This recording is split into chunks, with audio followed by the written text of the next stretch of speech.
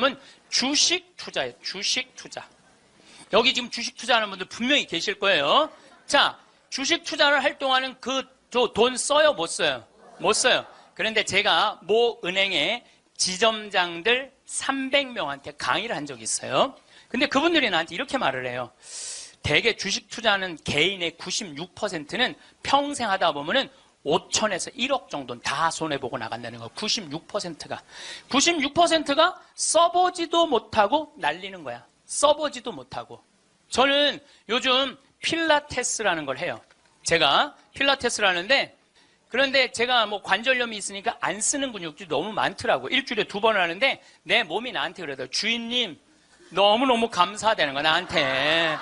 왜 이렇게 나한테 잘해주느냐고. 필라테스를 하죠. 그 다음에 내가 영어 공부하죠. 나한테 하는 투자는 아깝지 않아요. 그런데 주식 투자는 써보지도 못하고 날리는 거야.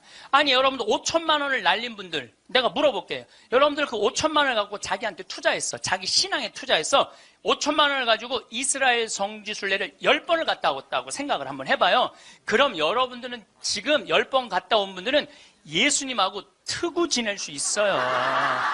이스라엘 성지순례 10번 갔다 온 분들은 예수님하고 그냥 맘먹고 막 트고 그냥 얘기할 수 있어. 그게 나 주식 투자 5천만 원을 갖고 한 푼도 못 건져갖고 아이고 속이야, 아이고 가슴이야 이러고 사는 게 나아요. 어느 게 나아?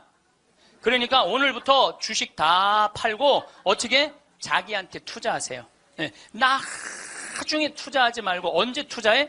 지금 투자해야 돼. 지금 투자해야 돼. 그러니까 우리는 어떻게 행복한지도 모르고 서로 무시하고 사는 게 기쁨이 뭔지도 모르고 살아. 어쨌든 우리 이 대한민국의 건국이념은 돈이야. 돈이기 때문에 돈을 벌어야 되는데 땅덩어리가 넓어요? 캐나다는 우리나라보다 102배가 나라가 넓어요. 102배가 나라가 넓은데 이 나라는 나무만 팔아도 100년을 먹고 산다는 거예요. 나무만 팔아도. 사우디아라비아는 석유만 팔아도 국민소득이 7만 달러야. 아무것도 안 해도. 근데 우리나라는 아무것도 없어. 땅도 안 넓고 자원도 없고. 그러니까 우리는 돈을 벌으려면 어떻게 해야 돼? 오로지 믿을 건 뭐 하나밖에 없어? 머리밖에 없어. 그러니까 우리는 돈을 벌으려면 뭐를 해야 되냐면 공부를 해야 돼. 공부. 엄마들이 이렇게 얘기를 합니다. 너 공부해서 훌륭한 사람 돼야 돼. 너 공부해서 너의 재능을 개발해야 돼. 이렇게 말하는 엄마가 없어요. 이놈 새끼야 너 커서 무시 안 당하고 돈 많이 벌려면 공부 열심히 해. 그러니까 우리는 공부를 왜 하냐면 무시 안 당하고 돈 벌으려고 공부하는 거예요. 애가 노래를 너무 잘해. 그럼 엄마가 이렇게 얘기해. 너 그렇게 맨날 배짱이처럼 노래하다가 나중에 커서 굶어 죽어 이놈 새끼야. 공부를 잘해야지. 공부를. 국영수를 잘해야 돼. 국영수. 노래는 공부가 아니야. 애가 그림을 너무 잘 그려. 너 그렇게 맨날 그림 그리다가 너 그림쟁이들이 나중에 굶어 죽어 이놈의 새끼야. 너 공부를 잘해야지. 공부. 국영수를 잘해. 국영수. 애가 공을 너무 잘 차. 너 이렇게 밤새 돌아다니면서 공 차다. 너 커서 굶어 죽어 이놈의 새끼야. 빨리 들어와서 공부를 해. 그래갖고 뭘 해야 되냐면 국영수를 해야 돼. 그래서 우리나라는요. 학교를 다니면 다닐수록 자기 재능을 죽이는 교육을 하는 거예요.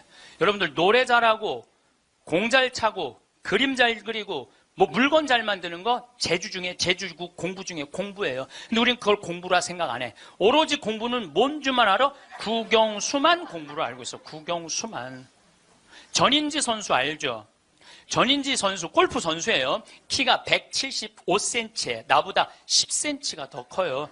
나는 원래 167cm였는데 줄었어. 2cm가 줄었어. 나보다 어쨌든 10cm가 더 커요. 지금 현실적으로는. 그런데 이 전인지 선수가 US 오픈, 일본 오픈, 한국 오픈, 또 한국에서는 5승을 했어요. 그래갖고 21살짜리가 벌은 돈이 20억이 넘어요. 한 해만.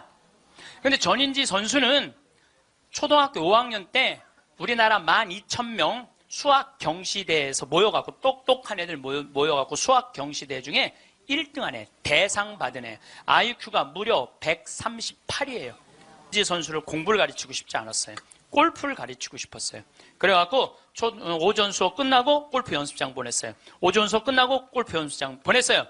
교감 선생님이 난리가 났어요. 아니 이 천재를 왜 수학연재를 운동을 시키느냐. 수학을 가르쳐야지. 그랬더니 조퇴를 계속 해주는 거야. 수업을 안 해주고 오전 수업하고 골프 연습장 가면 조퇴. 오전 수업 끝나고 골프 연습장 가면 조퇴. 수업을 안 쳐줬어요. 그러니까 이 아버지가 참 대단한 아버지야. 내가 보기엔 충청도 서산에 있는 초등학교에 자기 딸을 제주도 광양초등학교로 전학을 시켜버려요. 골프 가르치고 싶다고. 그래갖고 전인지 선수는 이렇게 훌륭한 선수가 됐어요. 여러분들, 전인지 선수가 지금 수학 영재로 매일 학원에 막 새벽 1시, 2시까지 공부하고, 그리고 뭐 특목고 고등학교 들어갔고 서울대 합격했다고 칩시다.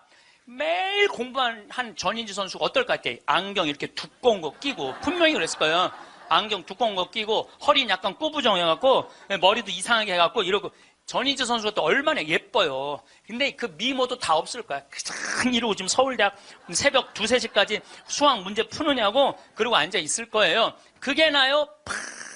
파란 잔디밭에서 드라이브 딱 치면은 뒤에서 이 관중들이 굿샷 하고 한번 US 오픈에 9억 딱 버는 게 어느 게 나요? 4일 동안 9억 버는 게.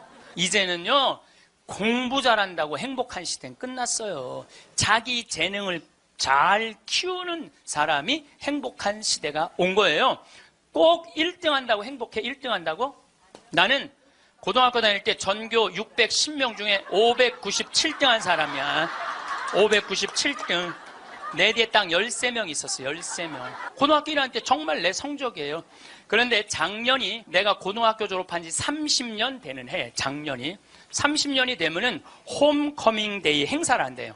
홈커밍 데이 행사라는 건 뭐냐면은 30년 만에 고등학교 졸업한 친구들끼리 다 모여, 호텔에서. 그래갖고 선생님 모셔다가 절도 하고, 그 다음에 누가 출세했는지, 누가 돈 많이 벌었는지, 누가 잘 사는지 못 사는지 확인하는 행사래요. 그게 나는 작년에 처음 들었어. 그런 게 있는 줄. 왜냐하면 난 고등학교 졸업하고 동창 모임을 단 한 번도 나간 적이 없어요. 왜냐하면 길이 다른데. 기숙사 생활 저기 막 7년 하고 신학교 10년 하고 신부됐는데 친구들을 만날 일이 하나도 없었어요. 근데 내가 졸업한 고등학교는 지금 현역 국회의원이 3명 있어요. 당 대표도 하나 있어요. 우리 학교 졸업생 중에. 현역 국회의원이 3명이나 있어요. 그래서 우리 시의 시장님도 우리 학교 5년 선배야. 나하고도 아주 친해. 나하고도 아주 친해. 그러니까 명문이죠, 명문. 근데 이제 뭐 음악회도 하고 그 호텔에 모여갖고 하는데 초청 강의 시간이 있대요. 근데 동창들이 모여서 회의를 했대. 우리 학교 졸업생 중에 가장 훌륭하게 된 사람이 누구냐? 그 사람을 데려다가 강의를 듣자. 근데 나래, 나 597등. 아니 1등을 데려다가 듣지 왜 597등을 데려다 들어? 그거는 우리 학교 출신 중에는 정부에서는 현재 차관까지 올라가 있는 친구가 있대요. 차관까지. 꽤 명문 학교죠. 훌륭하게 된 사람은 나보다 훨씬 많아요. 근데 우리 친구들이 훌륭하게 된 사람을 초청한 게 아니에요. 자기가 하고 싶은 것 사는 사람을 초청한 거. 왜냐하면 난 중고등학교 때 가장 하고 싶었던 게 신부님이에요. 너무너무 신부님이 되고 싶었어요. 그래서 597등 가지고는 신학교 원서도 못 내는 거. 원서도 어디다가 원서를 내. 그래서 오로지 신학교 가고 싶은 그 욕구에 공부 열심히 했어요. 그래서 고등학교 2학년 때는 전교 25등까지 올라왔어요. 전교 25등. 이것도 진짜고 이것도 진짜예요. 네. 근데 내가 나온 고등학교는 그때만 해도 서울대 연고들 1년에 100명씩 갔어요. 1년에 100명씩. 그렇게 성적이 좋았는데도 나는 서울대 연고대 관심도 없었어요. 오로지 어디만 관심이 있었는 신학교. 내 최고의 목표는 신학교예요. 신학교 합격을 했는데 온 세상을 다 얻은 것 같았어. 온 세상을. 그리고 신학교 7년 동안 정말 행복하게 지냈어요. 아니 먹여주지, 재워주지, 얼마나. 그리고 신경 하나도 안 쓰게 여자도 못 만나게 하지. 얼마나 좋아. 얼마나 행복해요. 그래서 서품을 받았는데 보좌 신부 3년을 했는데 16,000명 본당, 14,000명 본당, 5,000명 본당 보좌 신부를 했어요. 근데 우리 천주교 교우들 보좌 신부 바라보는 눈이 어떠냐면 하트야, 하트. 얼마나 보좌 신부를 사랑해요.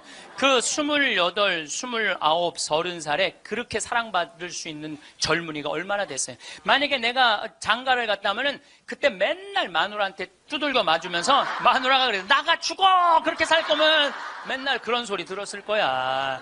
그런데 사제가 되니까 그렇게 사랑을 받고 본당부 신부 10년 동안은 교우들이 나를 떠받들고 업고 다녔어요. 정말 나는 평택 비전동, 경기도 광주 오포 능평성당 두 본당의 교우들한테 정말 감사해요. 부족한 것이 참 많은 신부임에도 불구하고 정말로 전 세계에서 대한민국 교우들처럼 신부들한테 잘하는 교우가 어디 있어요. 10년도 행복하게 지냈죠. 그리고 이제 강원도 평창에 가서 산 지 12년이 되는데 정말 요즘 같은 경우는요, 아침에 마당에 딱 서면 물 한 개 펴요. 밤낮 기온차가 있을 때 물 한 개가, 여러분들 물 한 개 피는 거 어떤 거 모르죠? 쫙 피어올라요. 그냥 눈에 보여요. 그리고 단풍이 쫙 있지. 마당에, 생태마을 마당에 딱 앉아서 강을 내려다보면 근심 걱정이 하나도, 걱정할 게 뭐 있어? 마누라가 있어, 자식이 있어. 근심 걱정이 하나도. 얼마나 행복해. 그러니까 친구들이, 동창들이 와서 나한테 와서 보는 거, 야, 너 정말로 행복해 보인다. 왜냐하면 하고 싶은 일을 하니까. 하고 싶은 일을 하니까 행복한 거예요. 1등이 행복한 게 아니에요, 여러분들. 정말 행복한 거는요, 꼴등도 행복한 나라가 행복한 거예요. 1등이 행복한 나라는 행복한 나라가 아니에요. 평창에 와서 살면요, 갑부예요. 우리 땅 좋은 거 하나에 15만이 한 평에. 그러면 한 300평 사봐야 한 4,500만 원, 5천만 원이에요. 그리고 집 기가 막히게 잘 지면은요, 한 1억 5천이면 정말 이 서울의 어떤 집보다 멋있게 질 수 있어. 그래봤자 2억이야, 2억. 그리고 7억이 현찰로 남으면요, 평창에서 갑부로 살 수 있어요. 근데 우리는요, 1등에만 목을 매기 때문에 내려앉는 걸 할 줄 모르는 거예요. 내려앉는 걸 할 줄 모르는 거예요. 여기 있는 분들도 가만히 있어요. 난 망했어. 그리고 가만히 정신 차려보면은 그래도 건질 게 많거든. 그런 거 정리해갖고 평창에 오면 다 되는 건데 여기서 살라고 그러니까 힘든 거예요. 여기서 살라고 그러니까. 그러니까 1등병을 고쳐야 돼요. 1등병을. 자기가 하고 싶은 거 하고 사는 게 제일 좋은 거예요. 우리 집에 조카가 하나 있는데 3년 전에 내가 잠비아를 데리고 갔다가 얘가 말라리아에 걸렸어요. 그래갖고 여러분 1년에 말라리아로 걸려 죽는 숫자가 얼마냐면 300만 명이에요. 300만 명. 예. 근데 처음에는 말라리아인지 모르고 독감인 줄 알고 계속 수원에 있는 병원에 있었어. 근데 보니까 이게 치료가 안 되는 거야. 점점 백혈구 수치가 올라가는 거야. 죽기 직전까지 올라간 거죠. 너무너무 놀래갖고 내가 여기 서울 국립의료원에 입원을 시켜놓고 마침 서울대병원에 내가 강의를 나가니까 전화해갖고 최고로 좋은 감염내과 의사 찾아서 우리 조카 좀 내가 조카 하나 잡게 생긴 거 아니에요. 지금 아프리카 데리고 가서 조카 좀 살려. 그리고 내가 그날 내 평생에 그렇게 간절하게 기도한 적이 없어.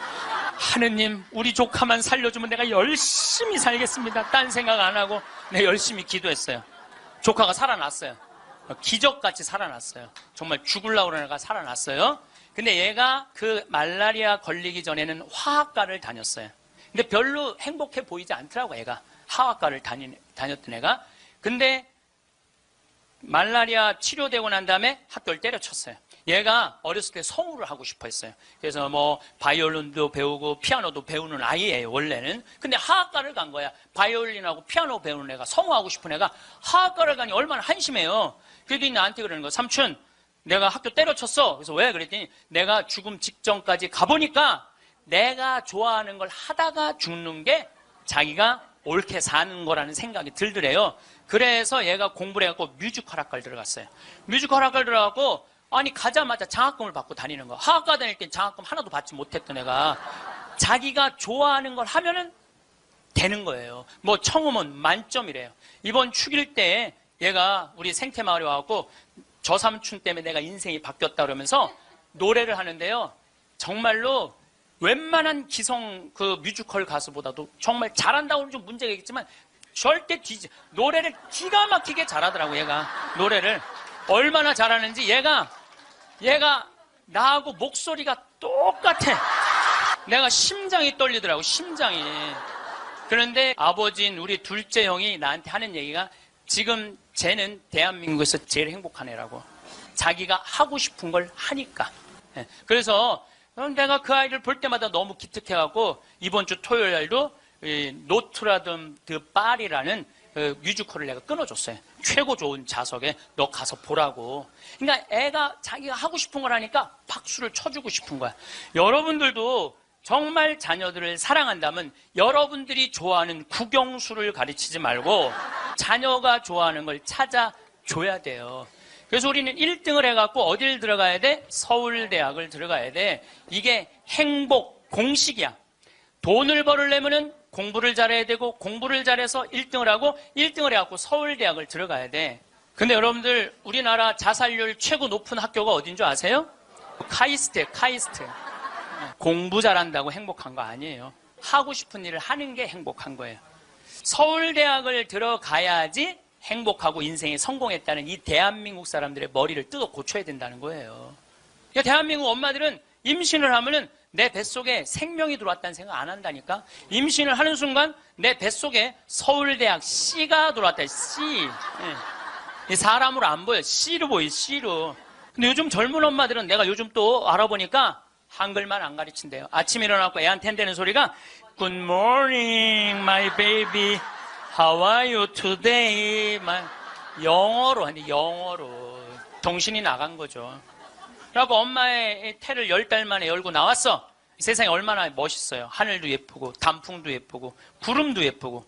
그래갖고 베란다 창문을 통해서 구경 좀 하려고 그랬더니 마음 급한 엄마가 너 지금 그거 볼 시간이 어디 있어. 1살짜리한테 한쪽 창문에 가나다라 마바 차타카타 붙여놓고 반대쪽 창문에는 A, B, C, D 붙여놓고 누워서 모빌이 돌아가는데 기억, 리을, 디귿, 리을이 돌아가는 거야. 자, 저는 이 이야기를 20년째 하고 있어요. 왜냐하면은 내가 가정방문 다녀보면서 제일 꼴배기 싫은 게 애방에 글자, 숫자, 영어 더덕더덕 붙여놓는 거예요. 그게 애를 위한 일이 아니거든요. 애를 정신을 혼란하게 만드는 거예요.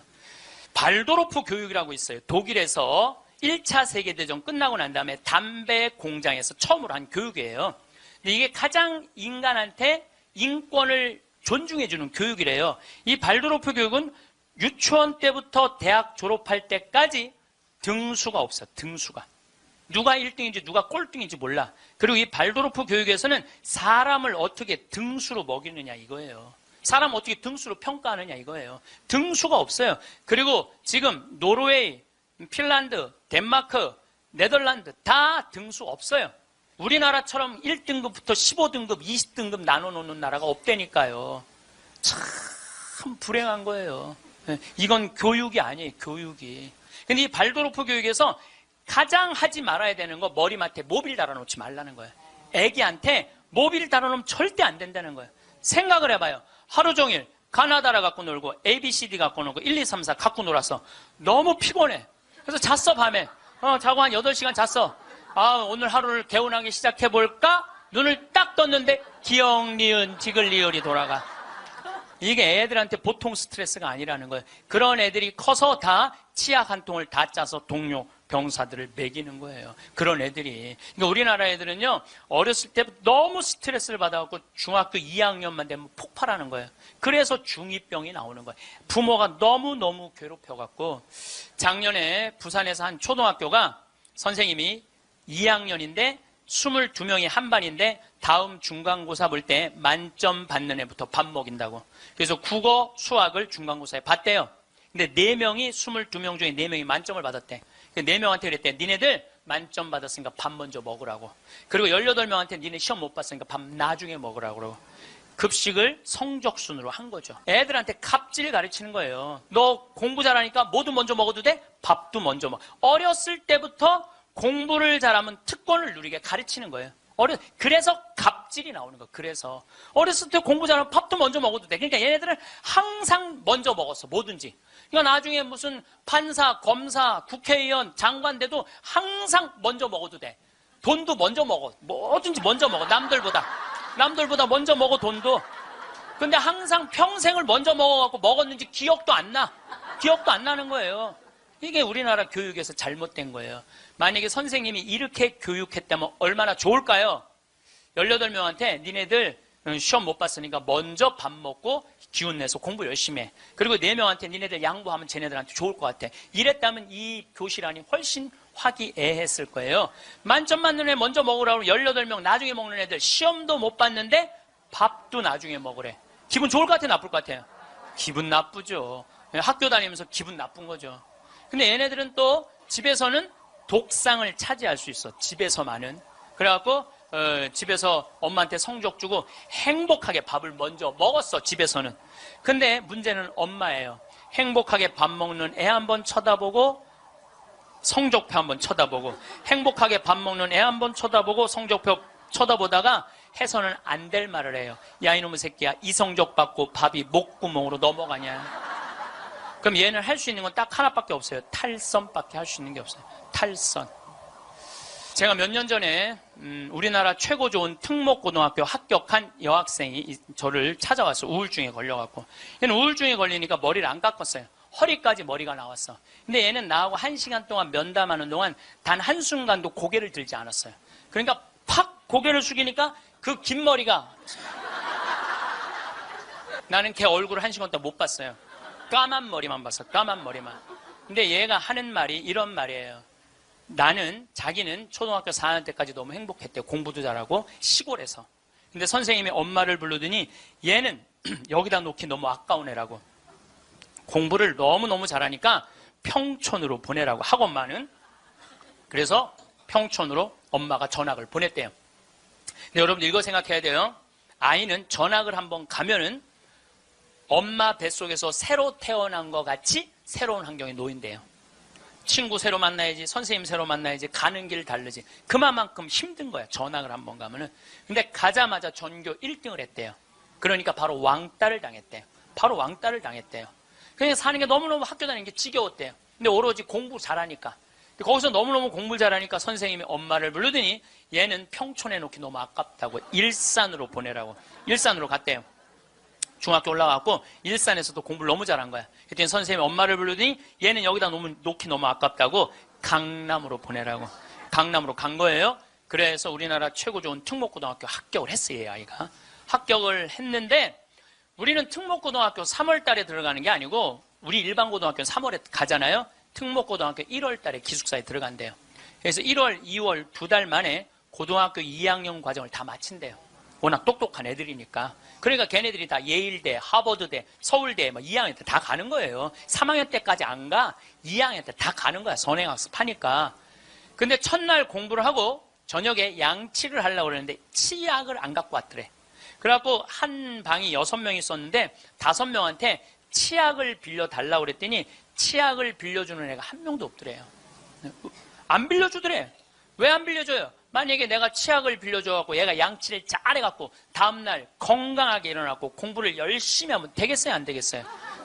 내 경쟁자가. 얘네들은 경쟁자로 보이는 거예요. 친구로, 동료로 안 보이는 거예요. 그래갖고 뭐를 해야 돼? 1등을 해야 돼. 그래갖고 뭘 해야 돼? 출세를 해야 돼.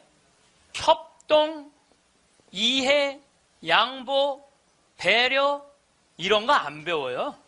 이런 거 안 배워요. 경쟁, 1등, 출세, 돈, 이걸 배우는 거예요.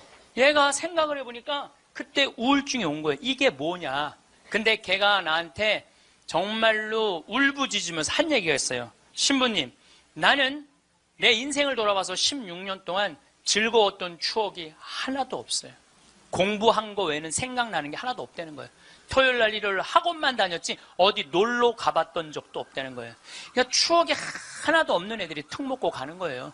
그리고 그중에 진짜 4당 오락 4시간 자면은 합격, 5시간 자면은 떨어져. 그러니까 4시간밖에 안 자고 공부만 하는 애들이 서울대학 가는 거예요.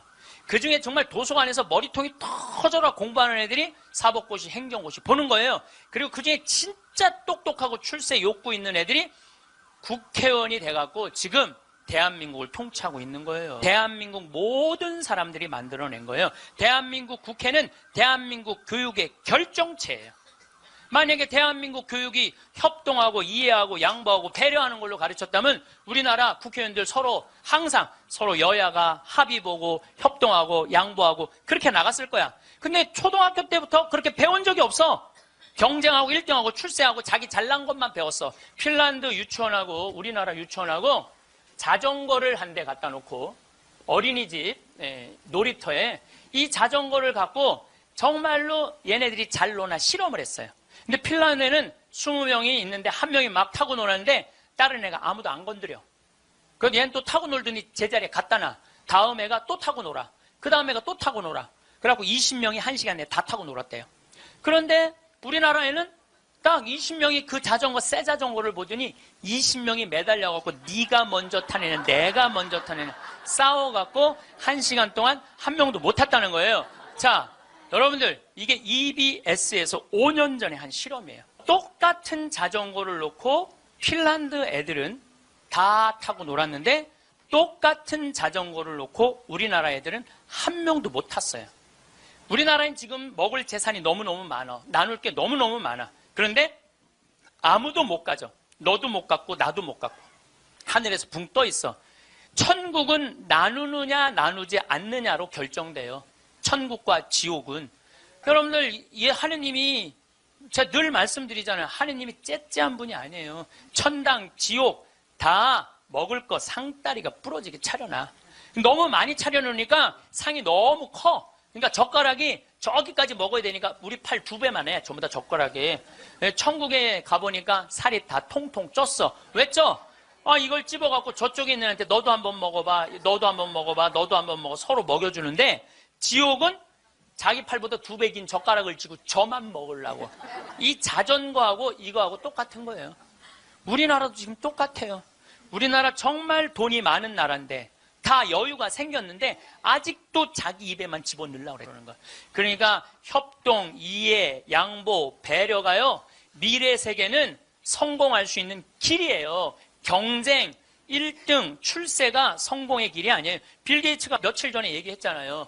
미래 세계는 나누는 나라가 경쟁이 있는 나라라고. 제가 1년에 도로를 9만 킬로를 다녀요. 내 차로 9만 킬로. 택시 기사들이 1년에 얼마를 뛰느냐 하면 4만 5천 킬로를 뛰어요. 근데 나는 9만 킬로를, 나는 택시를 했어도 택시 기사들보다 2배 돈을 더 벌었을 거야. 9만 킬로를 뛰니까. 그러니까 하루 중에 보통 도로에서 6시간 정도 있어요. 근데 매일 그렇게 있어요. 그러니까 도로에서 벌어지는 일은 세상 어느 누구보다도 내가 많이 알아요. 오늘도 영동고속도로로 나왔는데 영동고속도로가 4차선이야. 4차선이면은 1차선은 추월차선이에요. 추월차선. 추월하면 들어가 줘야 돼요. 추월하면 들어가 줘야 되고 추월하면 들어가 줘야 돼요. 왜냐하면 뒤에 바쁜 차들 가라고. 내가 이탈리아를 가보니까 이탈리아는요 1차선이 보통 130에서 140으로 달려요. 추월하는 차들이니까 쫙쫙. 그리고 만약에 100km로 달리는 차들이 있으면은 막 뒤에서 상향등을 막 켜요. 비키라고. 그러면은 막 달리다가도 뒤에서 막 상향등을 켜잖아요. 내가 지금 천천히 가나 바로 빠져줘요. 내가 그걸 보고 내가 촌놈 유럽 여행기 그 책에도 썼지만은 너무 신기한 거야. 그냥 쉑쉑 가는 거예요. 그리고 바로바로 비켜주고 너무 신기하더라고요. 근데 우리나라는요 1차선에서 시속 95km로 앞에는 3km가 뻥 뚫려 있어. 그래도 단 한 번도 차선 안 바꿔요. 자기 때문에 뒤에 1km가 꽉 막혀 있는데도 한 번도 차선 안 바꿔요. 오로지 1차선으로만 가. 왜 그런 줄 알아? 우리는 1등에 한이 맺혀갖고 도로도 1차선으로 1등에 한이 맺혀 도로도 1차선으로 가야 돼 우리는. 4차선으로 가면은 내가 꼴등하는 기분이 들어요. 4차선. 그래서 여러분들 한번 보세요. 우리나라 이제 4차선 도로를 가보시면은요 4차선이 텅텅 비일 때가 대부분이에요. 1차선은 꽉 차도. 죽으나 사나 1차선이야. 그러니까 너무 열받으니까 쫓아가고 야구 방망이로 앞에 앞유리를 깨고 삼단봉으로 내리치고 비비총으로 쏘고 서로 양보를 못하는 거예요. 자존심이 상하는 거예요. 아니 자기가 좀 늦으면 2차선으로 가든 3차선으로 가든 4차선으로 가는데 우리는 이게 안 되는 거예요. 그리고 방향 지시등을 켜주는 건 예의야. 뒷사람에 대한 예의야. 그런데 10대 중에 방향 지시등을 켜주는 차들은 3대 내지 4대밖에 안 돼요. 그냥 들어가고 싶으면 들어가고 나가고 싶으면 나가고 자기 하고 싶은 대로 하는 거예요. 서로에 대한 예의가 안 갖춰져 있으니까 매일매일 폭력적인 일이 벌어지는 거예요. 가장 기본적인 걸 안 가르치는 거죠. 가장. 근데 지난번에는 뭐 서울에서 강의가 있어갖고 나오는데 2000쯤 나왔는데 뒤에 앰뷸런스가 내가 봐도 무지하게 급한 것 같아. 달려오는 게 막 상향등에 비상 깜빡이에 뭐 삐우삐우에 정신이 하나도 없는 거예요. 그런데 내가 딱 자리를 비켜줬는데 앞에 10대 중에 내가 쉬어봤어요. 몇 대가 비키나 딱 3대 비키는 거야. 나머지 7대는 그냥 가는 거야. 그러니까 너무너무 급하니까 지가 막 2차선 3차선을 막 가더라고요. 그 앰뷸런스가. 그만큼 남에 대한 배려가 없는 거예요. 미국이나 캐나다는요 앰뷸런스나 경찰차가 소방관차가 딱 하잖아요. 모든 차는 양쪽 쫙 갈라져요. 그리고 아예 서버려. 그 차 가라고. 그게 기본적인 배려예요, 배려. 근데 우리는 왜 안 비키냐 그랬더니 그런 심리가 있대요. 저 안에 아무도 없을 거야. 지가 바빠서 저거 키고 가는 걸 거야. 이런 심리가 있대요. 얼마나 우리가 지금 기본이 안 돼 있는 게 지금 우리의 문화 안에 있는지 몰라요. 지난 1월 달에 제가 괌에 강의를 갔어요. 괌에 강의를 갔는데 저녁에 나하고 같이 간 신부님이 시내 구경 나가자고 그래서 나갔어요. 근데 건널목을 건너려고 그랬는데 두 걸음을 걷는데 빨간불이 딱 켜졌어. 어떻게 뒤로 딱 물러났죠. 뒤로 물러났더니 그 앞에 있는 차가 나보고 웃으면서 가라는 거예요. 네가 가던 길이니까 가라는 거예요.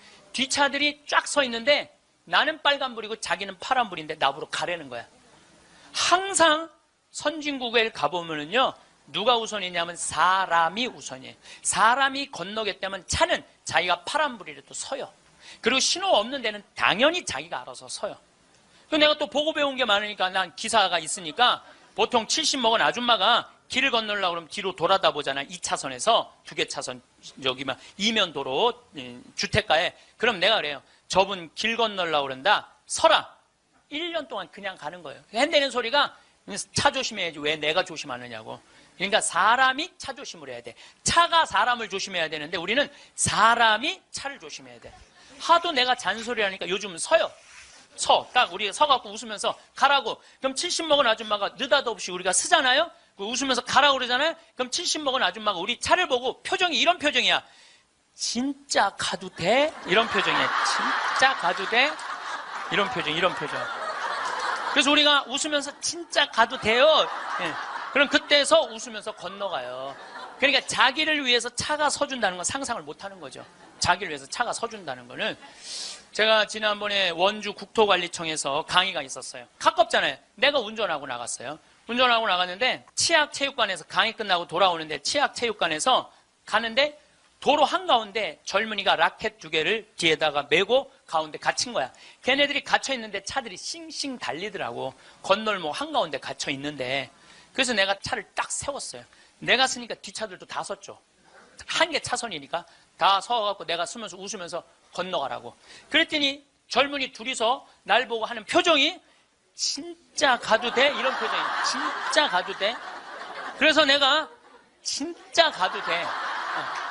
그랬더니 얘네들이 이 산더미만한 애들이 딱 건너가다가 갑자기 내 차로 몸을 돌리더니 90도 인사를 하고 가는 거예요. 걔네들 기분 좋게 건너가고 나 기분 좋은데 걸리는 시간이 3초밖에 안 걸렸어요. 3초. 근데 우리는 그 3초를 내놓지 못하는 거예요. 사람을 무시하는 거죠. 사람을 존중해 주는 게 아니라 사람을 무시하는 거예요. 제가 영어학원 다닌다고 이제 영어학원을 다니는데 이제 지하에다 주차를 해놓고 올라와요. 주차 1층에서 이제 내려야 돼요, 저는. 근데 이제 3층, 4층에 중학교 애들 영어 이제 학원이 있어요.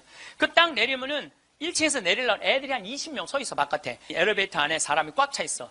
근데 내리는데도 걔네들 밀고 들어와요. 학원은 다녀서 뭐해?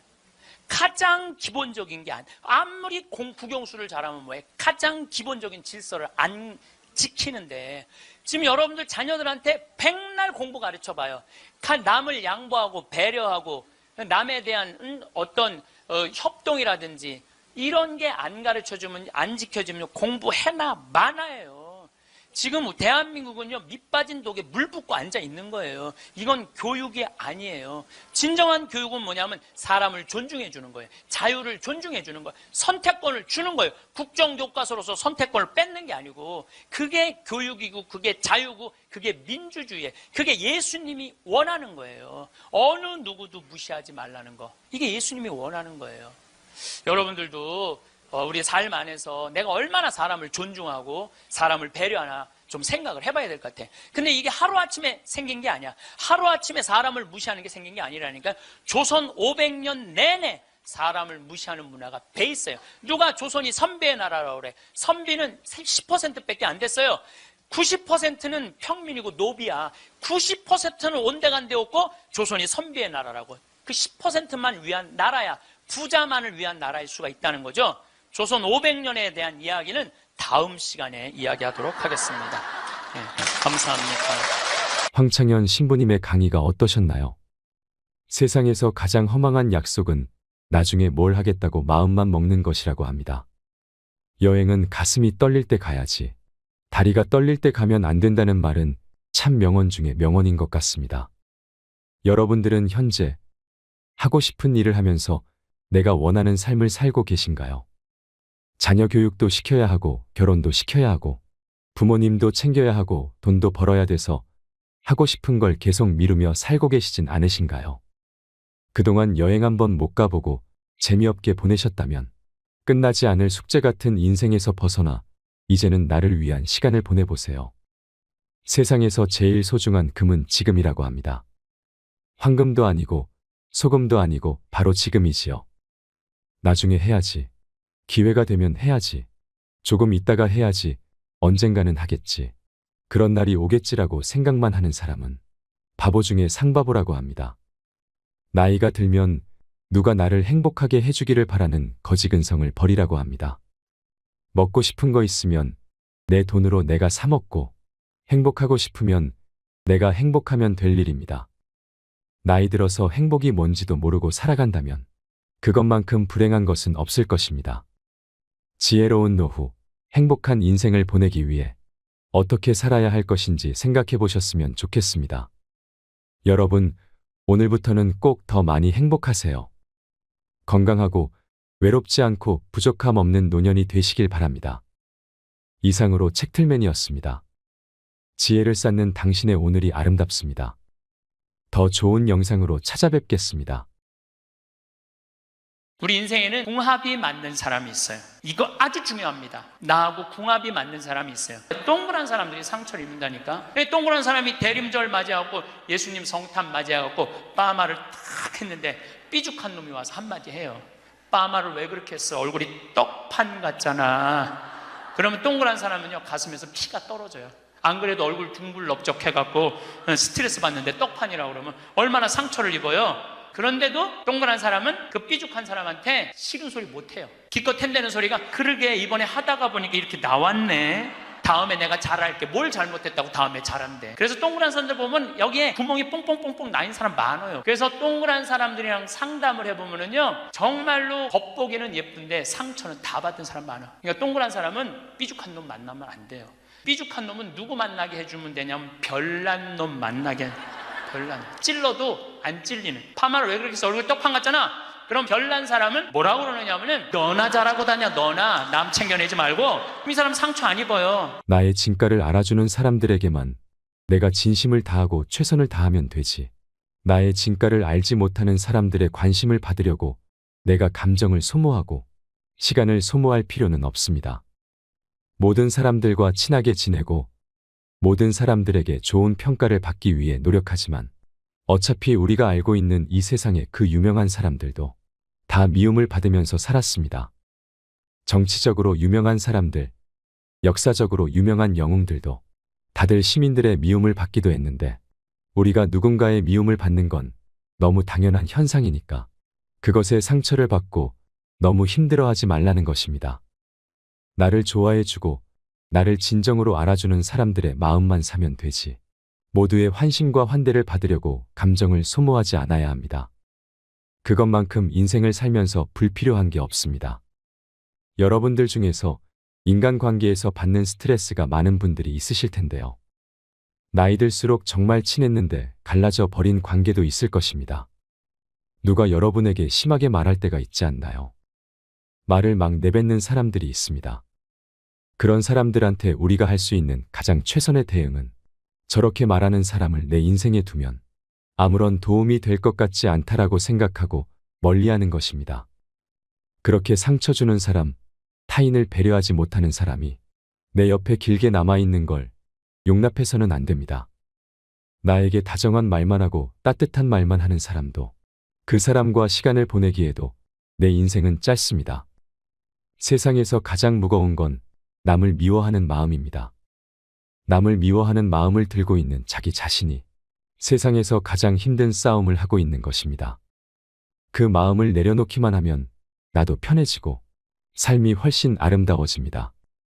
그 무거운 걸 모두 내려놓으세요. 누가 너무 밉고 싫으면 그냥 내가 왜 이 미워하는 마음을 짊어지고 이 고생을 하고 있지 생각하면서 그냥 잊어버리세요. 그게 소중한 나를 아껴주는 방법입니다. 상대방이 나에게 똥을 던졌습니다. 그래서 내가 똥이 묻었습니다. 화가 나서 내가 저 사람한테 다시 똥을 던지려면 내 손에 똥을 묻혀야 됩니다. 그런데 지혜롭게 나이 드신 분들은 이걸 깨달았다고 합니다. 살아보니 굳이 내 손에 똥을 묻히지 않아도 세상이 알아서 다 갚아준다는 것을 말이죠. 제가 여러분께 드리고 싶은 말은 당하고만 살아라가 아닙니다. 무슨 얘기를 하고 싶은 거냐면 누가 나한테 상처를 준 자는 내가 똑같이 역으로 상처를 주지 않아도 세상이 인과응보의 법칙에 따라 순리대로 다 알아서 해결을 해준다는 것입니다. 그러니 그것에 대해서 내가 제일 먼저 해야 될 건 상대를 미워하는 마음을 내려놓는 것입니다. 내가 제일 먼저 해야 하는 건 마음의 독화살을 맞은 자기 자신을 달래주는 것입니다. 누가 뭐라 해도 타인의 평가에 좌우되지 않는 나는 소중한 사람이에요. 남들이 뭐라 그러건 내 인생의 주인은 나고 나를 구렁텅이에 빠뜨리는 것도 구렁텅이에서 건져내는 것도 내 자신이에요라고 말할 수 있어야 합니다. 타인의 말 한마디가 내 인생을 좌우하게 내버려 두지 않아야 합니다. 마음의 상처를 받고 사람에게 상처를 받았을 때 그걸 갚으려고 증오하고 미워하면 내 손해입니다. 쓸데없는 기억은 잊어버리고 내가 내 마음을 치유하고 미워하는 마음 내려놓고 내가 행복한 게 최고입니다. 인생에서 최고의 희열은 넌 할 수 없어라고 손가락질하는 사람들에게 나의 성공으로 복수하는 것이라고 합니다. 내가 어떤 사람인지 내가 무엇을 해낼 수 있는지를 보여주면 그걸로 충분합니다. 누구도 내 편이 돼주지 않을 때 끝까지 내가 내 편에 남아 있어줘야 합니다. 세상을 살아가며 나를 구렁텅이에 빠뜨리는 것도 구렁텅이에서 건져내는 것도 다 내 자신이기 때문에 자기 자신을 잘 아껴주고 자기 자신한테 말을 많이 걸어줘야 합니다. 내가 내 마음을 잘 다독이고 내 마음을 잘 컨트롤하는 건 정말 중요하지요. 마음에 감기가 왔을 때 너 왜 이따위밖에 안 되는 인간이야. 너 나가서 죽어야 돼. 너는 이거밖에 못하면 너 진짜 앞으로 살면서 뭘 할래라고 바보 같은 생각은 하지 마세요. 몸이 아플 때 야, 너 어떻게 몸이 아플 수 있어? 당장 밖에 나가서 뛰어라고 하는 바보가 없는 것처럼 마음에 감기가 왔을 때 자기를 혼내지 않는 게 진짜 중요합니다. 사람이라면 감정적으로 약해질 때가 있는 게 사실입니다.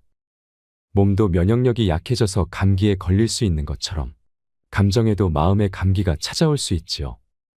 타인이 그냥 무심코 던진 말이 나의 시간을, 내 인생을 갉아먹거나 나의 감정을 완전히 흐트러 놓지 않도록 해야 합니다. 타인에 의해서 감정이 휘둘리고 타인에 의해서 우울감이 너무 심해지고 타인이 한 말 때문에 내 자존감이 낮아져서 손해보는 그런 일은 없으셨으면 합니다. 타인이 상처를 줬을 때 가해자는 상처를 준 사람이고 이 사람이 나쁜 사람입니다. 그런데 상처를 받은 피해자는 그게 너무 큰 상처가 돼서 너무나도 괴롭습니다. 그렇게 되면 이건 공정하지 않습니다. 그래서 가해자는 자신이 상처 준 행동과 말이 얼마나 심각한지도 모르고 있는데 나 혼자 그걸 끙끙 싸매고 있는 것만큼 이 세상에 불공평한 일은 없다고 생각합니다. 그래서 저는 여러분들이 조금 더 강해지면 좋겠습니다. 내 인생을 성공으로 향하게 하는 것도 결국은 자기 자존감이고 결국은 자기 자신의 몫입니다. 타인이 그걸 대신해 줄 순 없습니다. 내 인생에서 곧 없어져 버릴 인연, 내 인생에서 금방 사라져 버릴 그런 인간관계 때문에 휘둘리지 않았으면 합니다. 만약 당신을 힘들게 하는 사람이 있으면 내 인생에서 저 사람은 변수가 되지 못한다고 생각하고 그냥 멀리하는 것도 인생의 지혜가 될 수 있을 것입니다. 황창현 신부님께서는 세상에 미운 사람이 많지만 속 편하게 사는 방법에 대해 말씀해 주시는데요. 오늘은 사람에게 상처받지 않으려면 어떻게 해야 하는지, 노후를 행복하고 지혜롭게 보내려면 어떻게 해야 하는지 듣겠습니다. 영상이 마음에 드신다면 구독과 좋아요 부탁드리겠습니다. 그리고 내 곁에 소중한 이들에게 이 영상을 공유해 주세요. 황창현 신부님의 행복특강, 지금 바로 시작하겠습니다. 내가 40이 돼서 제일 감사한 것 중에 하나가 미운 사람이 하나도 없는 거예요. 미운 사람이 없다 보니까 마음에 평화를 많이 찾게 되더라고요. 근데 문제는 마음에 안 드는 놈들은 너무 많아. 근데 여러분들 인생 살면서 모든 사람들이 마음에 들 수 있을까요?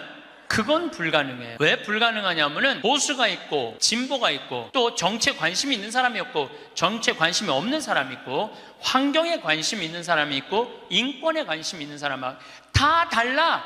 다 다른데 어떻게 나하고 생각이 다르다고 미워할 필요까지 있느냐 이거예요. 그냥 네모난 놈은 네모난 대로, 세모나면 세모난 대로, 동그라면 동그란 대로 인정해 주면 돼요. 그리고 제가 40이 들어서 제일 감사한 것 중에 하나가 30대 때는 일일이 다 지적해주고 가르쳐야지 속이 편했는데 40대는 안 그래요. 왜 안 그러느냐면 귀찮아. 그런 거를 일일이 다 신경 쓴다는 것 자체가 귀찮아요.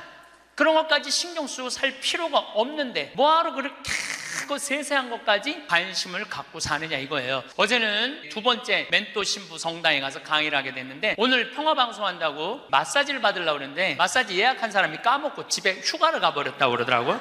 그래갖고 이제 직원을 바깥에서 운전하는 직원을 한 30분 정도 기다리는데 성균관대학, 수원에 성균관대학이 있는 데인데 그 수많은 젊은 여대생들이 지나가더라고요. 그런데 참 슬픈 건지 좋은 건지 모르겠는데 지나만 가지 얼굴이 안 보여. 눈이 이게 침침해갖고요. 이쁜 여자가 안 보여. 이쁜 여자가.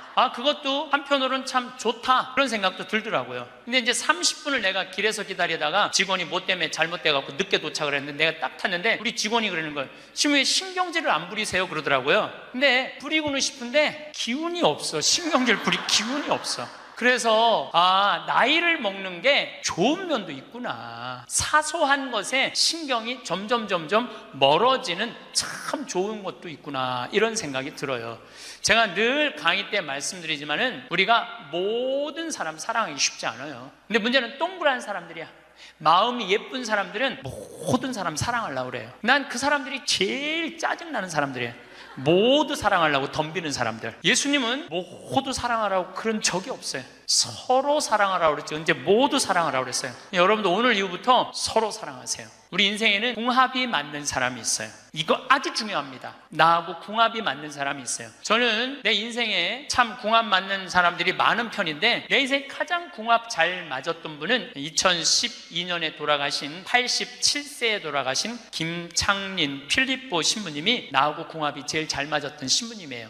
근데 이 신부님은 내가 신학생 때 별명이 호랭이 신부님이에요. 호랭이 신부님. 호랭이 신부님인데 얼마나 무서웠느냐 하면은 미사 딱 시작 문 딱 잠궜어요. 그리고 미사 때 움직이잖아요. 그 자리에서 쫓아냈어요. 나가라고. 미사 때 움직이면은 조금도 떠드는 걸 못 보셨어요. 조금만. 만약에 애가 뛰어다닌다 그럼 3살 4살도 욕을 바가지로 얻어먹어 욕을. 그리고 그 엄마는 말할 것도 없고. 이 신부님은 참 원칙적인 분이세요. 신앙에 애누리가 없는 분이에요. 그리고 내가 보좌 신부 때 이렇게 보면은 판공성사 이제 한참 하잖아요. 그럼 우리 그때는 신자가 14,000명이었어. 그러면은 고해 성사를 주면은 신부님 고해에 들어가면 혼이 나니까 신부님 고해에서는 안 들어가는 거예요. 내 고해만 나가보면 막 신부님 없어. 그 신부님 기다리다가 딱 나와갖고 이리 와 소리를 질러요. 그럼 저 끝에 있는 사람들이 어쩔 수 없이 가. 신부님 고해에서 들어가면 다시 이쪽에 와서 붙는 거야. 내 쪽에 와서. 그래서 내가 하루에 500명씩 성사를 준 적이 있어요. 그러니까 그렇게 성사를 많이 줘갖고 나중에는 어떤 보좌 신부 때 어떤 병에 걸렸는지 하도 이걸 많이 하다가 이제 한 번은 문을 열고 고해를 듣는데 대답이 없는 거야. 그래서 왜 고해를 안 하냐고 눈을 떠봤더니 내 침대에서 옆에 창문을 열고 이러고 있더라고요. 창문을 열고. 그렇게 무서운 신부님이었는데 참 편안했어요. 그래서 신부님 내가 평창의 성 필립보 신부님 본명이 필립보예요. 김창림 필립보. 신부님 나 생태마을 꾸미고 싶다고. 네가 한다면 내가 도와줄게. 그래갖고 신부님이 30억 평생 북한에서 넘어가고 학비 고생을 많이 하고 신학생들 장학금 한다고 신부님 모아둔 거 30억을 내놓으신 거예요. 근데 신부님이 이제 은퇴를 하셨어요. 마지막 11년 동안 내가 모시고 살았어요. 근데 한 번도 서로 큰 소리 얼굴 붉힌 적이 없어요. 그렇게 무서운 신부님인데 신부님하고 뭐 에피소드가 너무 많은데 신부님이 당신 성구가 서로 사랑하라야 내 성구 액자 너한테 줬는데 어디 있느냐고 2년을 괴롭히더라고요. 나는 그런 거 본 적 없다. 왜 이놈 새끼 내가 너한테 성구 줬는데 네가 내 걸 우습게 한다고 욕을 먹었는데 나중에 알고 보니까 신부님 그 철산성당 사무실에 있었던 거야. 근데 내가 그것 때문에 황당한 게 아니야. 서로 사랑하라는 성구를 내가 찾아서 우리 지금 생태마을 마을에 걸어놨는데 참 기가 막혀요. 서로 사랑하라 그러는데 이렇게 그 뒤에 배경 그림이 뭔지 아세요? 호랑이 두 마리가 서로 끌어안고 있는 거야. 하여튼 호랑이. 그런데도 신부님하고 마지막까지 정말로 아버지 아들같이 잘 지냈어요. 근데 이제 신부님이 2월 15일 날 입원하셨는데 뭐 이제 한 3개월 보름 정도 했는데 월요일 날 돌아가실 것 같아서 우리 주교님들 다 모이고 교구청신분들 다 모여갖고 돌아가신다고 그러는데 신부님이 안 돌아가시는 거야. 밤 12시가 돼도. 그러니까 뭐 주교님 뭐 황신부 있을 거지, 우리 각계 뭐 교구청의 신부들 우리 각계 다 가고 나만 있는, 돌아가시는 언제 돌아가시나 보는데 새벽 3시까지도 안 돌아가시네? 나는 다음날 강의 있는데 라고 하고 신부님한테 나 지금 바빠서 간다고 가는데 이틀 지났는데 느낌이 이상해. 그래서 부관장 신부한테 네가 나머지 다 해라. 나 아무래도 신부님 돌아가실 것 같다. 그래서 이제 수원 빈센트 병원에 왔어요.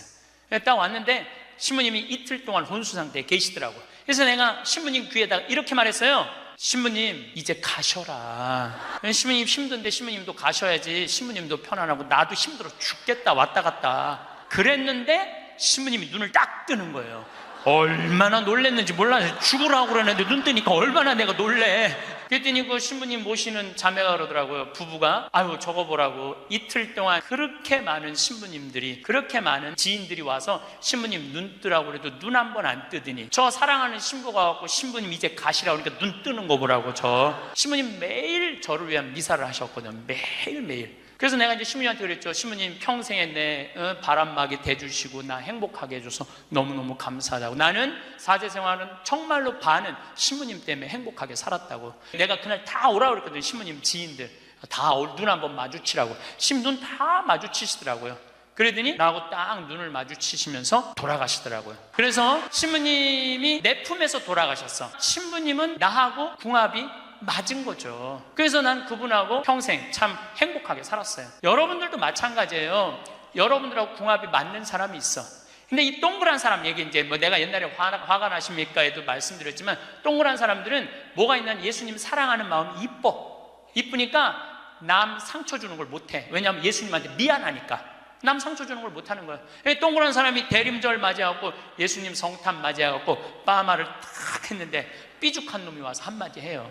빠마를 왜 그렇게 했어? 얼굴이 떡판 같잖아. 그러면 동그란 사람은요 가슴에서 피가 떨어져요. 안 그래도 얼굴 둥글럽적해갖고 스트레스 받는데 떡판이라고 그러면 얼마나 상처를 입어요. 그런데도 동그란 사람은 그 삐죽한 사람한테 싫은 소리 못해요. 기껏 템되는 소리가 그러게 이번에 하다가 보니까 이렇게 나왔네. 다음에 내가 잘할게. 뭘 잘못했다고 다음에 잘한대. 그리고 어디 가서 우느냐면 성당 가서 운다니까요. 여기 있는 분들 많아. 그런 분들 동그란 분들 많아. 맨날 울면서 상처 입고. 그래서 동그란 사람들 보면 여기에 구멍이 뽕뽕뽕뽕 나인 사람 많아요. 그래서 동그란 사람들이랑 상담을 해보면은요 정말로 겉보기는 예쁜데 상처는 다 받은 사람 많아. 그러니까 동그란 사람은 삐죽한 놈 만나면 안 돼요. 삐죽한 놈은 누구 만나게 해주면 되냐면 별난 놈 만나게.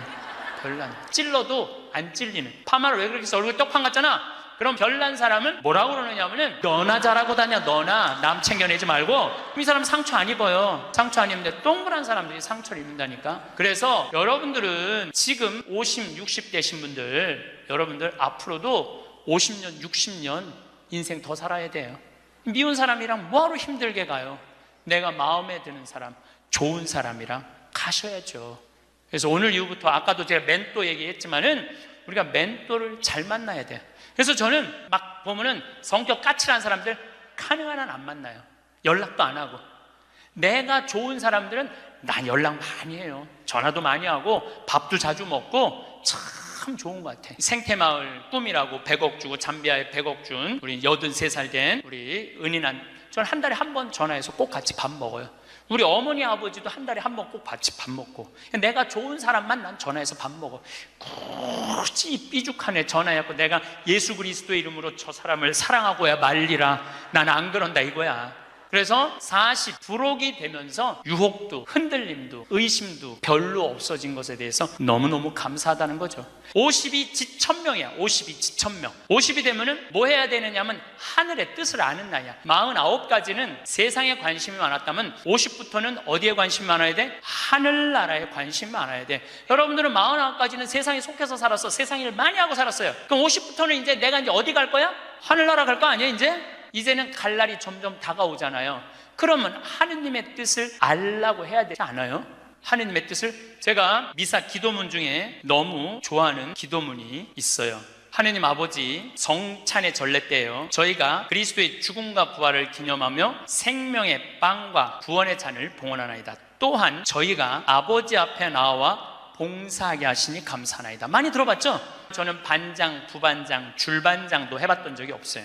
우등상도 타봤던 적이 없어요. 내 평생에 1등이라는 건 한 번도 해본 적이 없어요. 그런데 나같이 부족한 인간이 오늘도 미사 같이 봉헌하겠지만은 이 많은 교우들한테 기도를 바쳐 올릴, 또한 아버지 앞에 나와 이 많은 교우들을 위해서 미사 드리게 해주는, 또한 아버지 앞에 나와 봉사하게 해주시니 감사나이다. 난 너무너무 영광스러운 거야. 아버지 일을 하는 것에 대해서 너무 감사하는 거야. 30대 때는 하느님의 이름을 빌려서 내 일을 했어요. 30대 때는 어땠냐, 뭐가 진행이 안 되면 성질을 있는 대로 부렸어요. 근데 요즘은 막 일이 진행이 안 되잖아요. 그럼 딱 내려놔요. 그리고 이렇게 말합니다. 당신이 원하는 게 아니네. 그거 딱 내려놔요. 하느님 당신이 원하는 일이면 되겠지. 제가 작년에 잠비아에 가갖고 간호대학 수도된 걸 보고 사는 맛 사는 멋 삼교 한 끼 책 파는 거 2억 인쇄 내놨다고 그랬잖아요. 그래갖고 교우들한테 1,000만 원씩 30명만 도와달라고 그랬잖아요. 그런데 2월 달에 방송에 나갔는데 4월 마지막 주에 2억 8천이 모인 거야. 2달 만에. 내가 한번 모금도 나간 적이 없는데 다 전화해서 마지막 토요일에 내가 하느님한테 이렇게 기도했어요. 하느님, 왜 2천만 원이 비냐고. 진짜 그렇게 기도했어요. 진짜. 아니 내가 2억을 내놨으면 당신 3억 내놔야 될 거 아니냐고 그렇게 기도를 했는데, 그날 저녁에 종교도 다른 할머니가 나한테 전화했어요. 신부님, 당신이 기도를 하는 중에 내가 돈이 필요할 것 같아갖고 2천만 원 보냈다는 거예요. 2천만 원. 나는 기쁘지 않았어요. 왜 기쁘지 않았냐면 너무 놀랬어요. 하느님이 다 듣고 하느님 왜 2천만 원이 비냐고 그랬더니 그 저녁에 2천만 원을 채워주셨으니, 여러분들 기쁠 것 같아요? 무서울 것 같아요? 무섭죠. 와. 그래서 예수님이 너희들 많은 말 하지 말아라. 아버지가 너희가 필요한 것을 다 알고 계신다. 그래서 내가 기도를 안 한다니까요. 내가 잠비아에 농업대학 세울까? 그랬더니 100억 갖다 줬잖아요. 그래갖고 농업대학 부지가 필요한데 그랬더니 1,000만 평 대통령이 줬잖아요. 어떻게 기도를 해? 생각만 해도 하느님이 이렇게 쏟아주는데 기도까지 해주면 나는 죽어. 이거 기도까지. 근데 나는 어떤 믿음이 있느냐 하면 지천명, 하늘의 뜻을 알아요. 하느님이 원하는 일이면 된다. 그리고 이제 잠비아에 제가 이제 4년을 다니면서 내가 너무너무 놀란 거는 잠비아의 신자가 500만 명이에요. 그리고 내가 다니고 있는 은돌락 교구는 신자가 100만 명이야. 근데 신학교가 없는 거야. 잠비아의 신학생은 지금 480명이 있대요. 근데 기숙사가 없는 거야. 1, 2학년이 철학과 이렇게 다니고 이상하게 하여튼 신학 과정이 있더라고. 그래서 은돌락 교구의 반달 주교님께서 나한테 요청이 왔어요. 우리 여기 잠비아에 신학교를 좀 줘달라고. 근데 그 신학교 짓는 거 어렵잖아. 땅 이미 1,000만 평 있고 10억이면 신학교 짓거든요. 벌써 100억 기증 받았고. 나는 농업대학만 할 생각을 했지 신학교 줘줄 생각을 안 했거든요. 근데 생각해보니까 이거 신학교 짓는 거 이게 정말로 의미 있는 일이구나. 이게 누구의 뜻이냐? 1,000명이라는 거야. 하느님의 뜻이구나. 그래서 요즘 이제 신학교를 이제 설계를 다 끝냈어요. 신학교 설계도 다 끝났어. 그래갖고 짓는데 이제 반달 주교님이 지난 10월 달에 한국에 들어오셨어요. 근데 또 마침 우리 수원교구의 이용훈 주교님께서 그러면은 저도 그렇죠. 우리 수원교구 주교님 이름으로 책임지고 끝까지 져주기로 두 주교님께서 사인을 딱 했어. 내가 그걸 보면서 그래, 하느님이 이렇게 역사하시는구나, 그런 걸 느끼면서 내 일을 하는 게 아니라 이제 누구 일을 해? 하느님의 일을 해. 하느님의 일을 하니까 내가 책임질 필요 있어요, 없어요? 없어. 누가 책임져야 돼? 하느님이 책임져야 돼. 그야말로 내 기도는 배째라야. 줄래면 주고 말래면 말아라. 그런데 잠비아에 이번에 미국 교우들이 20명이 따라왔어요. 그 사연이 기가 막히더라고요. 딸이 수의학과 다니다가 교통사고로 죽은 거야. 보나라는 아이인데 24살인가 6살에. 근데 그 딸 생일날 잠비아에서 보나샘이라고 샘을 판 거예요. 근데 그분들이 그 주교님을 만나더니 우리도 잠비아에 신학교 짓는데 자기네들이 가능한 한 100만 달러 다 모아보겠다는 거예요. 이게 내가 그런 일을 저지르는 게 아니라 하느님이 알아서 하는 거야. 나는 뭐만 해? 심부름만 하는 거야. 또한 아버지 앞에 나와 봉사하게 하시니 감사하나이다. 여러분들 여기 50대신 분들, 50 넘으신 분들 아직도 세상 것에 연연하고 매달린다면 언제 1,000명 하늘의 뜻을 알 거예요. 이제 이 세상 돌아가는 삼라만상 이치 다 할 나이 아니에요. 50이 되면은. 그렇다면은 내가 이 세상에서 하나라도 더 가지고 끝나는 게 아니고 이 세상에서 하느님 보시기 좋은 일을 하고 가는 게 중요하다는 거예요. 욕심을 버리시면은요, 여러분들 마음 안에 기쁨이 있어. 저는 요즘 미사 때마다 저 100만 명이 아무 사고 없이 크게 서로 막 경찰이 막 최루탄 물대포 쏘고 이런 일 없이 우리의 의사를 잘 표현하게 해달라고 아무 사고 없이 기도해요. 우리나라 평화를 위해서. 내가 우리나라 평화를 위해서 미사일 지향을 내가 드릴 수 있는 사제가 된다는 거 너무 감사하더라고요. 여러분들도 하느님 아버지, 내가 구역장으로 봉사하게 하시니 감사하나이다. 하느님 아버지, 내가 성모회장으로 봉사하게 하시니 감사하나이다. 하느님 아버지, 내가 반장으로 봉사하게 하시니 감사하나이다. 이렇게 기도해야 돼. 62순이라고 해. 62순. 이순이라는 건 뭐냐면 60이 되면 귀가 편안해야 되는 나이에요. 화가 나지 말아야 돼. 누가 내 욕을 해도 화가 나지 말아야 돼. 근데 60 된 분들 막 누가 내 욕을 해. 그럼 뭐라 그래? 이 나를 내가 산전수전 다 겪었는데 날 뭘로 보고 내 욕을 해? 내가 이놈을 뻔때를 보여주리라. 이때부터는 나이를 헛먹는 거예요. 누가 내 욕을 해도 화가 나지 말아야 돼. 내 커피숍 하는 친구가 있어. 이 친구가 해준 얘기예요. 무슨 얘기냐면은 1시에 자기 커피숍에 60 먹은 아줌마 10명이 들어오더래요. 그래갖고 야, 커피 한 잔이 6,000원 7,000원이니까 한 7만 원 버나 보다. 근데 아줌마들이 딱 들어와서 한다는 소리가, 우리가 지금 대모임을 해갖고 밥을 많이 먹어갖고 배가 불러서 3잔만 시키겠다고. 3잔만 시키더래요. 그랬더니 요즘 리필이 다 되잖아요. 한참 먹더니 리필해달라고 그러더래. 리필. 또 그 큰 컵에다 리필을 다 해준 거야. 그랬더니 다시 오더니 그러더래요. 이거 우리 귀양 리필해준 거 우리 나눠 먹게 잔 좀 더 달라고. 그래갖고 1시부터 3시까지 10명이 3잔 시켜서 온갖 수다 그냥 다 박장대소 하고 막 깔깔거리면서 3잔 값을 내고 나가더래요. 너무 가슴이 아프더래요. 왜냐하면은 전기세도 있고 자리세도 있고 월세도 내야 되는데 저 아줌마들 10명이 들어와서 3잔만 시켜서 먹고 나가. 얼마나 가슴이 아픈지 몰라요. 여러분들, 돈이 없으면은 막심 골드 그 150원이야 스틱 커피, 그거 10개 사면 1,500원이야 그럼 보온병 사다가 종이컵 사다가, 종이컵은 안 되지만은 그냥 그 앞에 공원이거든, 그거 먹으면 되지. 왜 그 남의 상처를, 이걸 뭐라고 하냐면은 나이값도 못한다고 그러는 거야. 늙으려면 어떻게 늙어? 곱게 늙어. 늙으려면 곱게 늙어야 돼. 나이를 먹으려면 제대로 먹어야 된다는 거예요. 나는 그래서 우리 직원들 장 보러 나갈 때 절대 못 깎게요. 돈 못 깎게. 그거 300원 400원 깎아서 뭐해. 우리 직원이 지난번에 그러더라고. 자기가 호박을 사는데 한 푼도 안 깎길래 하나 더 얹어주길래 이거 우리 신부님이 깎지 말라고 그런다고. 나도 농사 짓는 사람이라요, 참 그 농사가 얼마나 어려운데 할머니들이 두릅 따 갖고 나오고 쑥해 갖고 나오는 거 300원 깎는다 200원 깎는다 그러다 안 깎아주면 또 그냥 건너 갖고 사고 돌아다니면서 상처는 다 주고 다녀. 그리고 나 돈 아꼈다고. 그 정도로 200원 300원 깎고 돈 아낄 정도로 돈이 없으면은 그냥 집에 가만히 앉아 있어. 돌아다니지 말고. 그래서 나이값을 해야 된다는 거예요. 늙으려면 어떻게 늙어? 곱게 늙어야 돼. 그리고 60이 되면은 이순이라는 게 뭐냐면은 누가 내 욕을 해도 화가 나지 말아야 되는 것 뿐만 아니라 이해 안 되는 게 없어야 돼요. 삼라만상 우주, 아까 1000명이라고 그랬잖아요. 1000명 안에는 우주 만물의 조화까지 다 알아야 돼. 60이 되면은 이해 안 되는 게 없어야 돼. 신부님도 옷 벗고 나가면 내가 저 신부님 더럽다고, 저 신부님 저럴 수 있느냐고, 내가 그렇게 안 봤는데 욕이나 하고 돌이나 던지고, 그건 나이를 헛먹는 거예요. 그 신부는 얼마나 힘들었겠어. 인생 살면서 자기 맞지도 않는 옷 입고 이러지도 못하고 저러지도 못하고 부모님 상처 줄까 봐 옷도 못 벗고 얼마나 힘들겠어. 그 정도 이해는 돼야지. 60이 돼갖고 옷 벗고 나가면 나는 이해가 안 되네. 저 신부님 왜 옷을 벗고 나갔을까. 그래서 60이라는 건요 정말 아름답기 시작한 나이예요. 저는 60된 여자친구들이 많아요, 진짜로. 근데 60된 분들하고 이렇게 대하면 참 편안해요. 30대 40대 이 여자들은 불편해. 근데 60만 되면은 아주 편안해. 그리고 60이라고 얼굴이 못생긴 것도 아니야. 이뻐 다. 60은 내가 보기에는 아름답기 시작한 나이에요. 누가 뭐라 그래도 받아들이고 포용할 수 있는 따뜻한 나이가 저는 60이 아닌가 싶어요.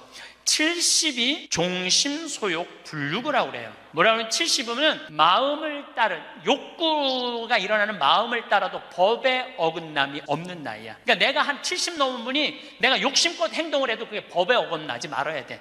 다시 말해서 좀 쉽게 얘기하면 우리 천주교 교우들 알아듣기 쉽게 말하면 70에 내가 하는 행동이 하느님이 하는 행동하고 똑같아야 돼. 근데 70대는 할머니들 막 잔치집에 갔는데 그냥 부친 게 맛있다고 꼬쟁이에 그 집에 부친 게 남든 뭐 모자라든 상관하지 않고 꼬쟁이에 싸갖고 막, 그게 이제 늙으려면 곱게 늙으려는 거예요. 그러면 안 된다는 거예요. 분류구라는 게 뭐냐면 자야, 자아가 넘침이 없는 거, 넘침이 없는 거. 요셉 성인을 의인이라고 그러죠. 왜 의인이라고 그러는지 아세요? 목수들은 자가 생명이에요. 그래서 길이가 정확해야 돼.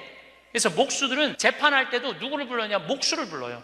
목수를 불러갖고 이 사람이 정확하게 계산한 거냐? 누가 다 계산해줘?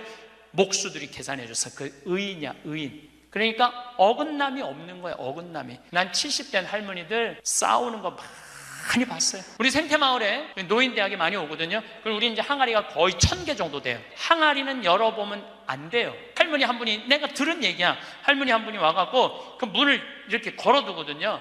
근데 문을 열고 들어가더래. 그 항아리 있는 대로. 공사자가 할머니 거기 들어가시면 안 돼요. 들은 척도 안 하고 들어가더래, 거기를. 그러더니 이제 항아리를 하나하나 보더래. 그래서 할머니 그 항아리 열어보면 안 돼요. 들은 척도 안 하고 항아리를 고무 밴드를 벗기더래. 할머니 그 찍어 먹으면 안 돼요. 들은 척도 안 하고 찍어.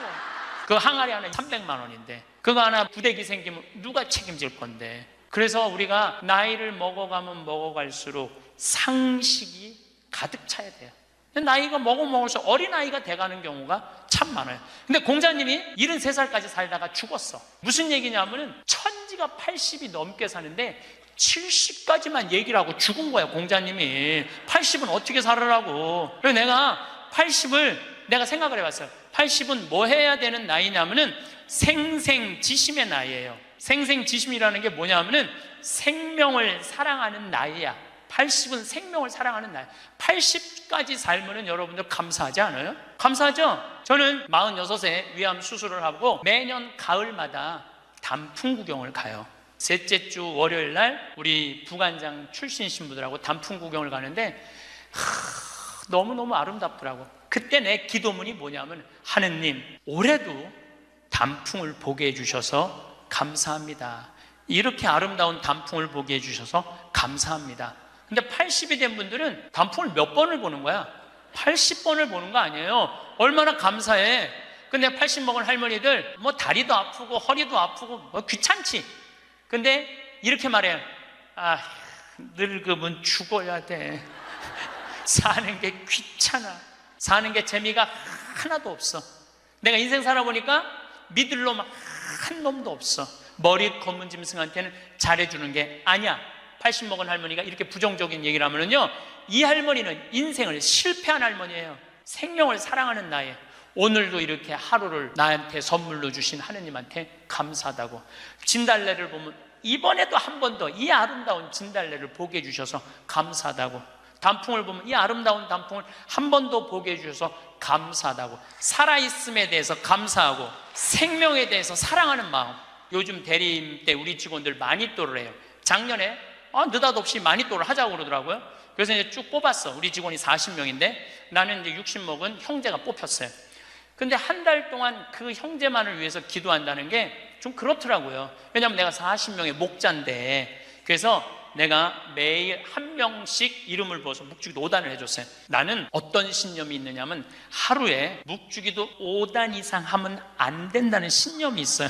5단도 힘들어 죽겠는데 막 20단, 30단 하는 사람들 보면은 놀라워. 뭐 한다고 20단, 30단씩이나 해. 그런데 날짜는 30일인데 직원은 40명이잖아요. 그러니까 5단은 무조건 선물로 줘야 될 거 아니야. 하루에 10단을 하게 되더라고요. 그런데 하루가 너무 충만한 거야. 막 10단을 하니까 더 충만한 거야. 남을 위해서 기도하는 게 참 좋으네. 너무 좋더라고, 기도하는 게. 1월 달에 딱 태어났는데 우리 어머니 아버지 막내 세연이라고 이제 증손녀가 태어났는데 23명이야. 매일 한 명씩 묵주기도 5단을 했어요. 2월 달에는 내가 이제까지 살아오면서 나하고 사이 좋았는데 죽은 사람들 위해서 묵주기도 5단. 여러분들 여기 화랑에 작년 12월 14일 날 내 친구 신부 김순겸 사도 요한 신부가 모잠비크에서 선교사 하다가 죽었어, 교통사고로. 근데 그 신부가 그림 그린 거 여기 지금 전시해요. 난 그렇게 그림 잘 그리는지 몰랐어. 지금 아까 내려왔다 왔는데 너무 너무 그림 잘 그리더라고. 우리 순겸이 신부, 뭐 성모님이 너무 사랑하지만 천당 가게 해달라 그러고, 뭐 또 뭐 안토니오 신부, 뭐 여러 신부들, 또 내가 뭐 글라라 여러 뭐 하여튼 죽은 사람들 한 달 동안 기도해 주니까 기분이 내가 너무 좋더라고. 그래서 3월 달부터, 올해 3월 달부터는 이제까지 어려서부터 지금까지 나한테 잘해줬던 사람을 위해서 묵주기도를 맨날 해요. 신부님 미운 사람 없어요? 여러분들, 내 가슴이 얼마나 넓다고 미운 놈까지 다 고이 간직해야 돼? 그렇지 않아요? 여러분들, 미운 사람 꼭 가슴에 간직해야 돼요? 미운 사람 빨리 빼버리세요. 그리고 어떤 사람만 간직하면 돼? 좋은 사람, 소중한 사람만 하면은 그러게도 우리 인생은 벅차요. 6.25 전쟁 똥구멍이 찢어지게 가난할 때 그때 내 돈 떼어먹고 도망간 놈, 내 상처 준 놈 그냥 기억할 필요가 뭐가 있냐 이거예요. 80이 돼서 이제까지 큰 사고 없이 6.25 넘어오고 그 힘든 거 다 넘어와서 지금 살면은 오늘 하루 밥 세 끼 먹으면 감사하면 돼요. 그래서 80 되신 분들은 입에서 뭐가 나와야 돼? 감사가 나와야 돼. 15에 지우학하고, 30에 립하고, 40에 부록하고, 50에 지천명하고, 60에 이순하고, 70에 불류구하고, 80에 생생지심의 단계에 내가 갔는가? 나는 지금 어떤 단계인가? 나는 뜻도 안 세운 거 아닌가? 뜻도 안 세우고 공부도 안 하고 또 내가 섰다면은 어떻게 살아가야 될 것인가? 쓴 사람으로서. 그 나는 정말로 욕심 없이 유혹받지 않고 악의 유혹을 받지 않고 정직하게 살아가는, 주님 보시기에 좋게 살아갔는가? 그리고 하늘의 뜻은 내가 알고 있는가? 그리고 마음이 평화롭게 이순하고 있는가? 내가 하는 행동이 하느님이 하는 행동하고 똑같은가? 그리고 생명을 사랑하는 나인가? 그걸 알아야 돼. 그러면은 그런 정도의 사람이 되려고 그러면 공부해야 돼. 신부님, 저는요 신학교 공부했죠, 환경공학 공부했죠, 그 다음에 글 공부했어요. 그래서 저는 한국문인 회원이고 국제 팬클럽 회원이에요. 물론 우리 가톨릭 문인 회원이에요. 그래서 글 쓰는 공부 많이 했어요. 제가 잘났다는 게 아니고 끊임없이 공부하는 걸 게을리하면 안 돼요. 사도 바오로 보통뿐이 아니야. 사도 바오로가 예수님이 30년에 돌아가셨는데 사도 바오로는 35살에 개종을 해요. 5년 동안 천주교 신자를 얼마나 많이 박해했는지 몰라. 집집마다 다니면서 잡아 감옥에다 가뒀어요. 스테파노 죽일 때 옷 들고 있었고, 그리고 다마스커스로 가다가 말에서 떨어지죠. 예수님이 사울아 사울아 왜 나를 박해하느냐. 그리고 35년서부터 45년까지 10년 동안 돌을 닦아요. 돌을. 그리고 바오로 사도는 안티오키아 교회를 바르나바 사도하고 세우면서 46년부터 1차 선교, 2차 선교, 3차 선교, 4차 선교, 마지막 로마까지 가는, 그래갖고 64년에 죽어요. 그러니까 거의 60살 정도, 30년 동안 하느님 일을 하다가 죽어요. 33년 정확하게, 33년. 내가 신학교 때 이런 거 몰랐어요. 요즘 공부하면서 알아. 공부하면서 너무 재밌더라고. 신부님은 팔자가 좋아갖고 대학 다니고 싶으면 대학 다니고, 대학원 다니고 싶으면 대학 다니고, 그 다음에 무슨 교수한테 글 배우고 싶으면 글 배우고. 신부님 팔자가 좋죠. 여러분들, 내가 팔자가 좋은 게 아니에요. 여러분들도 얼마든지 배울 수가 있어. 내가 지금 왜 이 핸드폰을 들고 왔다 갔다 하느냐면은 여기에 대학이 들어있어요. 여기 유튜브를 통해서 모든 교수들 강의를 다 들을 수 있어요. 역사를 배우고 싶으면 역사를 치면 나오고, 철학을 배우고 싶으면 철학을 나오고, 성서를 치면 성서가 나오고, 그냥 너무너무 많아. 휴대폰에 이거 맨날 메시지하고 전화 받는 걸로 하지 말고, 신부님 이거 어떻게 찾아요? 손자들한테 해달라고 그래. 이렇게 얘기하세요. 얘야, 나 소크라테스 변론이라는 거 듣고 싶은데 이거 좀 내가 누르면 바로 나오게 해줘라. 그럼 걔 그거 찾아서 걔도 공부해.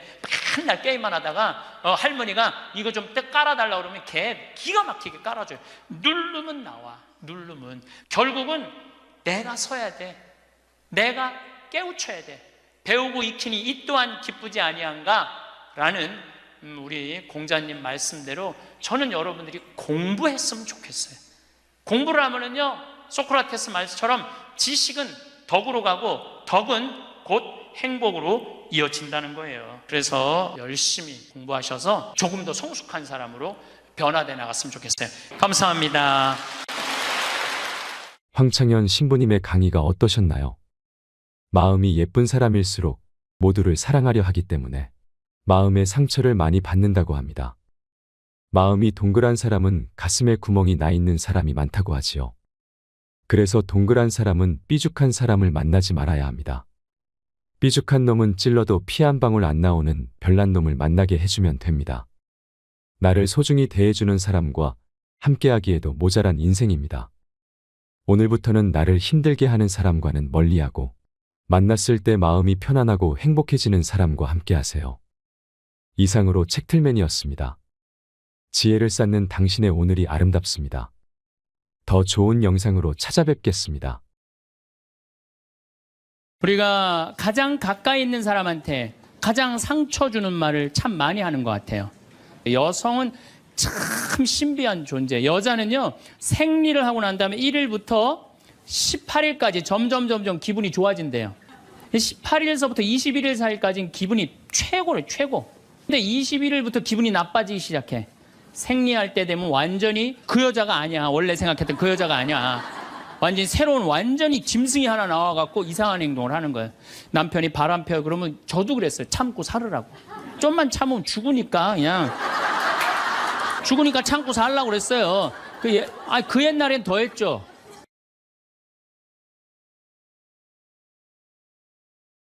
인간이 살아가면서 말처럼 중요한 것이 없습니다. 한 집에 사는 식구라 해도 말이 안 통하면 남남처럼 지내기 마련입니다. 사회에서도 말이 안 통하면 힘 있는 자들의 독재로 흘러갑니다. 국제관계에서는 말이 안 통하면 전쟁이 일어나기도 하지요. 정치인들이 입버릇처럼 말하는 소통은 다름 아닌 서로 말이 통하게 하자는 뜻입니다. 사람은 말 한마디에 인생이 바뀌기도 합니다. 박지성 선수는 수원공고 시절부터 축구 실력이 뛰어났지만 프로축구팀은 물론 대학에서도 그의 가치를 알아보지 못했다고 합니다. 당시 명지대 축구 감독은 박지성의 진가를 알아보고 선발하려고 했지만 축구팀 정원이 다 차서 할 수가 없었습니다. 박지성 선수는 어쩔 수 없이 명지대 테니스학과 정원을 빌려 입학했습니다. 그 후 박 선수는 히딩크 감독을 만나 제2의 인생을 살게 됩니다. 프로 선수도 아니고 유망주도 아니었던 박 선수를 뽑았던 히딩크는 비난 여론을 감내해야 했습니다. 미국 골든컵에서 부상을 입고 좌절하고 있던 박 선수에게 히딩크는 통역을 통해 한마디 건넵니다. 당신은 훌륭한 선수가 될 자질이 있다. 박지성 선수는 자서전에서 일분의 칭찬이 자신의 인생을 바꿔놓았다고 고백했습니다. 그때부터 자신 있게 모든 경기에 임했던 박지성 선수는 세계적 축구 명문 구단인 영국 맨체스터 유나이티드에서 뛸 만큼 세계적 축구 선수가 됐습니다. 말과 말하는 사람에는 등급이 있습니다. 생명을 살리는 말씀을 하는 사람이 있는가 하면 좋은 열매를 맺는 말씨를 뿌리는 사람, 기분을 나쁘게 하는 말투를 가진 사람이 있습니다. 자살을 결심한 천주교 신자 한 명이 죽기 전 마지막으로 미사에 참례하러 성당에 갔다고 합니다. 그날따라 신부님 강론 말씀이 위로와 용기를 줬답니다. 결국 마음을 바꿔 성당을 나오면서 열심히 살아보기로 했습니다. 이것이 바로 생명을 살리는 말씀입니다. 마틴 루터 킹 목사는 1960년 흑인에게 투표권이 주어지지 않았을 때 I have a dream이라는 연설로 많은 흑인의 가슴에 희망을 심어줬습니다. 나는 피부 색깔로 사람이 평가받지 않고 그 사람의 인격에 의해서 평가받는 세상이 오기를 꿈꾸고 있습니다. 그 유명한 연설은 오늘날 미국 사회가 흑인 대통령을 선출하는 역사로까지 발전하는데 큰 몫을 한 말이 됐습니다. 말을 가장 험하게 쓰는 관계는 가족 간입니다. 특히 자식이 부모 뜻대로 되지 않을 말을 함부로 하는 경우가 많습니다. 공부를 못하면 죄인으로 여기는 대한민국 자식들에게 좋은 말로 격려해주는 부모가 얼마나 있을까요? 용기를 북돋워주는 말을 들으면서 자란 청소년들은 어디서나 당당하게 살아갈 자신감을 얻습니다. 특히 어린아이에게 무심코 뿌린 말씨는 그 아이 인생을 결정하기도 합니다. 2009년 한 방송사에서 한글날을 맞아 재미난 실험을 방송한 적이 있습니다. 밥을 지어서 한쪽에는 아나운서들이 고마워, 사랑해, 보고 싶었어 같은 긍정적 말을 하게 하고 다른 한쪽에는 꼴 보기 싫어, 쳐다보기도 싫어라는 부정적 말을 하도록 했습니다. 한 달이 지나자 놀라운 일이 벌어졌습니다. 좋은 말을 한 밥에는 향기가 나는 하얀 누룩이 핀 반면 부정적 말을 한 밥은 새카맣게 썩어버렸습니다. 하다못해 밥도 말 한마디에 이처럼 반응하는데 사람은 어떨까요? 현대인들은 입만 열면 힘들어 죽겠다. 이렇게 사느니 죽는 게 낫다는 말들을 많이 합니다. 살아가는 일이 얼마나 큰 축복인지 모르는 채 복을 날려버리는 말 한마디가 될 수 있습니다. 좋은 말에는 복이 따라오게 돼 있습니다. 사람 운명까지도 갈릴 수 있는 말 한마디에 복을 담을 수 있기를 바라며 황창현 신부님의 행복 특강을 듣겠습니다. 영상이 마음에 드신다면 구독과 좋아요, 알림 설정 부탁드립니다. 우리가 가장 가까이 있는 사람한테 가장 상처 주는 말을 참 많이 하는 것 같아요. 그래서 여러분들 부부끼리 서로 기분 나쁠 때가 있어요. 그럴 때 이렇게 뭐 감정적으로 생각하거나 극단적으로 생각할 필요가 없을 것 같아요. 왜 그렇게 생각하실 필요가 없느냐면 지금 종자가 다른 종자가 이상한 행동을 하고 있다. 이렇게 생각하면 좀 마음이 좀 편안해요. 저 사람이 날 미워해서 그러는 게 아니다. 더욱이 여성이라는 이 성은 제가 남성이기 때문에 그런 걸 많이 느껴요. 여성은 참 신비한 존재. 여자는요, 생리를 하고 난 다음에 1일부터 18일까지 점점 기분이 좋아진대요. 18일서부터 21일 사이까지는 기분이 최고래, 최고. 근데 21일부터 기분이 나빠지기 시작해. 생리할 때 되면 완전히 그 여자가 아니야. 원래 생각했던 그 여자가 아니야. 완전히 새로운 완전히 짐승이 하나 나와갖고 이상한 행동을 하는 거예요. 그러니까 여자는 기분이 좋고 나쁘고 너무 분명해요. 좋을 때는 한없이 좋고 나쁠 때는 또 한없이 나쁜 경우가 있어요. PMT라고 이게 여자는 그 생리 전 긴장감이 있대요. 이 현상이 있어갖고 여자의 감정을 남자들이 내 말로는 난 도저히 이해가 안 돼. 이 주기를 몰라서 그래요. 더욱이 여자가 한 18일에서 21일 사이는 기분이 얼마나 좋으냐면은 처녀 때도 이때 만약에 파티장에 가고 술을 먹는데 남자를 보면은요 모든 남자가 다 멋있게 보인대요. 그래갖고 그냥 이때 그냥 술 먹고 호텔에 다음날 아침에 깨보면 어머머 내가 미쳤어 내가 왜 그랬지? 이런 일이 이때 벌어지는 거예요. 그래서 보통 보면은 부부들 보면 너무 예쁜 여자하고 이상하게 생긴 남자가 부부로 사는 경우가 있어요. 이 경우는 18일에서 21일 사이에 만난 경우에 이 경우는 전혀 어울리지 않는데도 같이 사는 경우가 있어요. 그걸 뭐 번개 맞은 사랑, 운명 같은 사랑 그런 거 아니에요.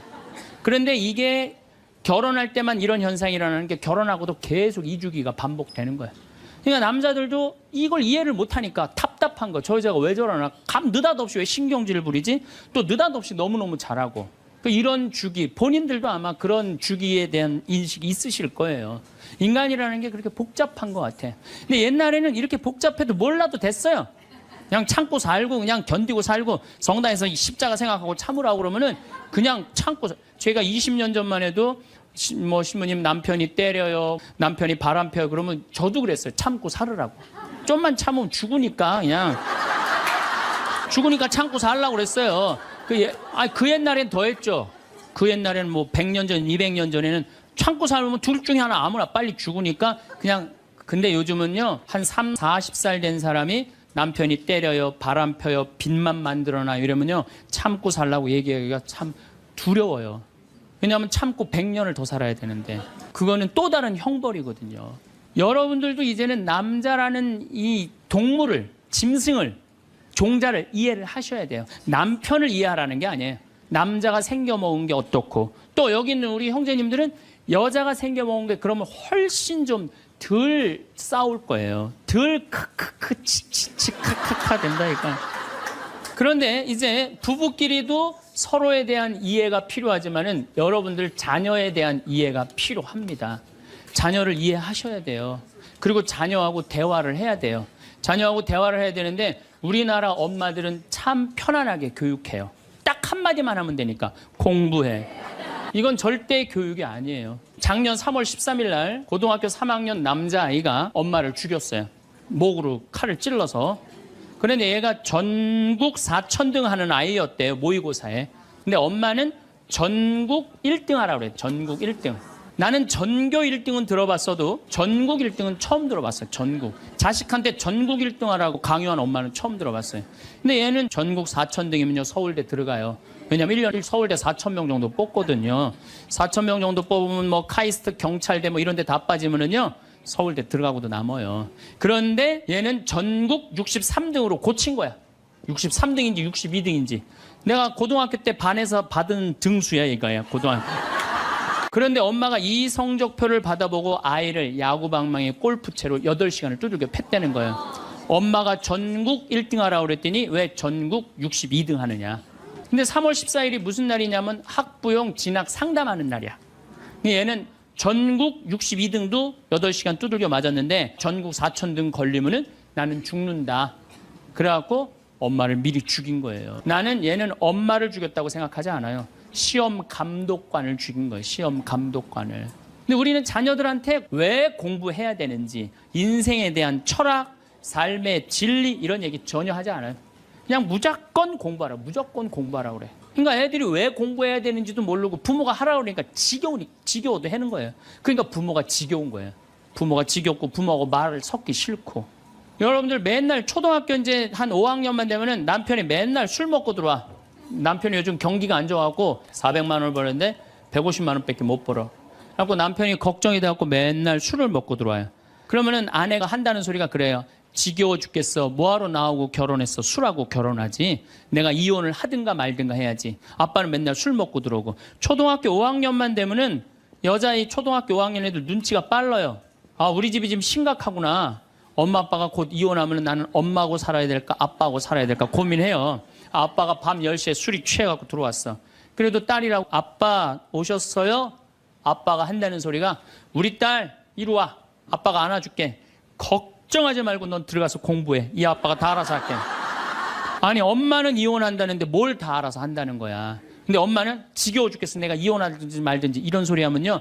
얘는 마음 잡고 공부 못합니다. 공부하란다고 공부하는 게 아니거든요. 정말 지혜로운 엄마는 어떤 엄마인 줄 알아요? 남편 술 취해갖고 들어오면은 방에다 뉘어놓고 근심 어린 얼굴로 쳐다보는 초등학교 5학년 딸아 아빠가 맨날 술 먹고 들어오니까 걱정되지? 엄마 나 걱정돼. 아빠가 왜 저래 조금? 사실은 아빠가 요즘 경제가 좀 어렵지 않니? 너도 알다시피 지금 유럽의 그리스 사태 터졌잖아. 그리고 이란 핵무기 때문에 지금 석유값이 자꾸 올라가고 있어. 그리고 미국은 리먼 브라더스 경제 위기가 왔잖아. 이렇게 어려운 경제 위기가 와서 아빠가 한 달에 400을 벌어야 되는데 150밖에 못 벌어. 근데 너도 알다시피 우리 핸드폰 4식구 쓰면은 20만 원이야. 그다음에 전기세 10만 원이야. 그다음에 아빠 차 운행하고 우리 버스 타고 전철 타고 다니는 거 30만 원이야. 우리가 라면만 먹고 살아도 60만 원이야. 네 학원비, 동생 학원비 요거 50만 원 들어가.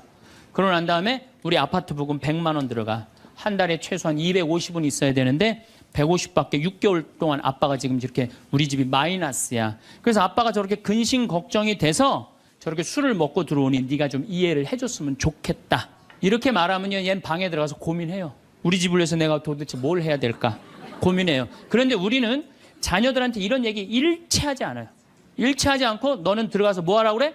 공부하라고 그래. 그러니까 애들이 공부를 왜 해야 되는지 모르잖아요. 유대인들은요, 초등학교 1학년만 되면은 왜 우리가 이 초막절을 지내야 되는지, 왜 우리가 과월절을 지내야 되는지, 할머니, 할아버지는 어떻게 살았고, 엄마, 아빠는 어떻게 살았고, 다 얘기해줘요. 이스라엘 애들은 초등학교 1학년 때부터 철드는 거예요. 아, 이런 역사 안에서 내가 살아가야 되는구나. 제가 지난 3월 달에 이스라엘에 초청을 받아서 갔다 왔어요. 근데 마침 그 사막 체험을 했는데 그때 이스라엘의 영재 아이들이 거기 왔었어요. 천재 아이들이죠. 근데 이스라엘은 고등학교 3학년 18살만 되면요 무조건 군대 가야 돼요. 3년. 남자고 여자고 다 3년. 근데 걔네들이 전부 다 의대 합격한 애, 공군사관학교 합격한 애, 다 그런 애들이야. 그래서 내가 물어봤어요. 니네들은 18살만 되면은 군대를 간다는데 너희들 정말 군대 가고 싶느냐? 내가 물어봤는데 걔네 눈빛이 반짝반짝 그러면서 나는 이 나라를 위해서 가겠다는 거예요. 그리고 그냥 가는 것도 아니고 반드시 가고 그냥 기쁘게 가겠다는 거예요. 얘네들은 역사, 의식, 가정의식 다 있는 거야. 우리나라 애들은 20년 동안 역사 얘기도 안 듣고 사람 살아가는 도리 얘기도 안 듣고 무조건 뭐만 하라고 그래? 공부만 하라고 그래. 제가 얼마 전에 내 친구의 친구가 세상을 떠났어요. 근데 그 세상 떠난 사람 여자야. 근데 고등학교 2학년 딸이 있고 대학교 1학년 아들이 하나 있는 거야.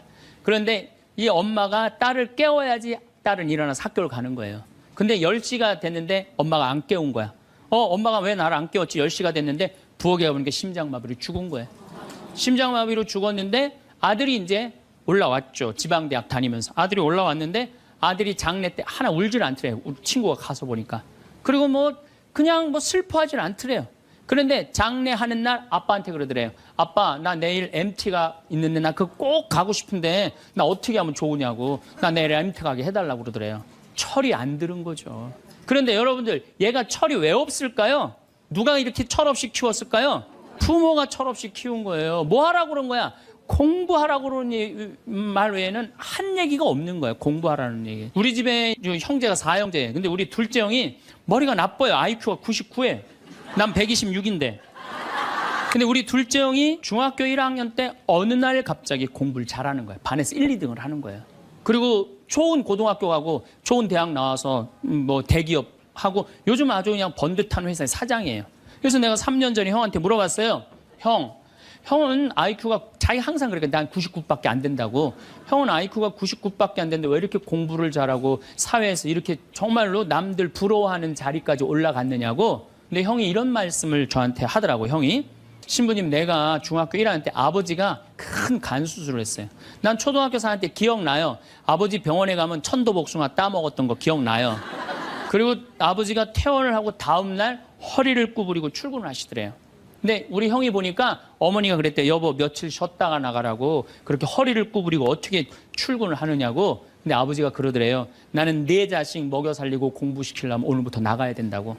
그 일주일 동안 99짜리 IQ가 지켜본 거예요. 지켜보면서 자기가 그런 생각을 했대요. 내가 저 아버지를 위해서 해야 되는 건 공부다.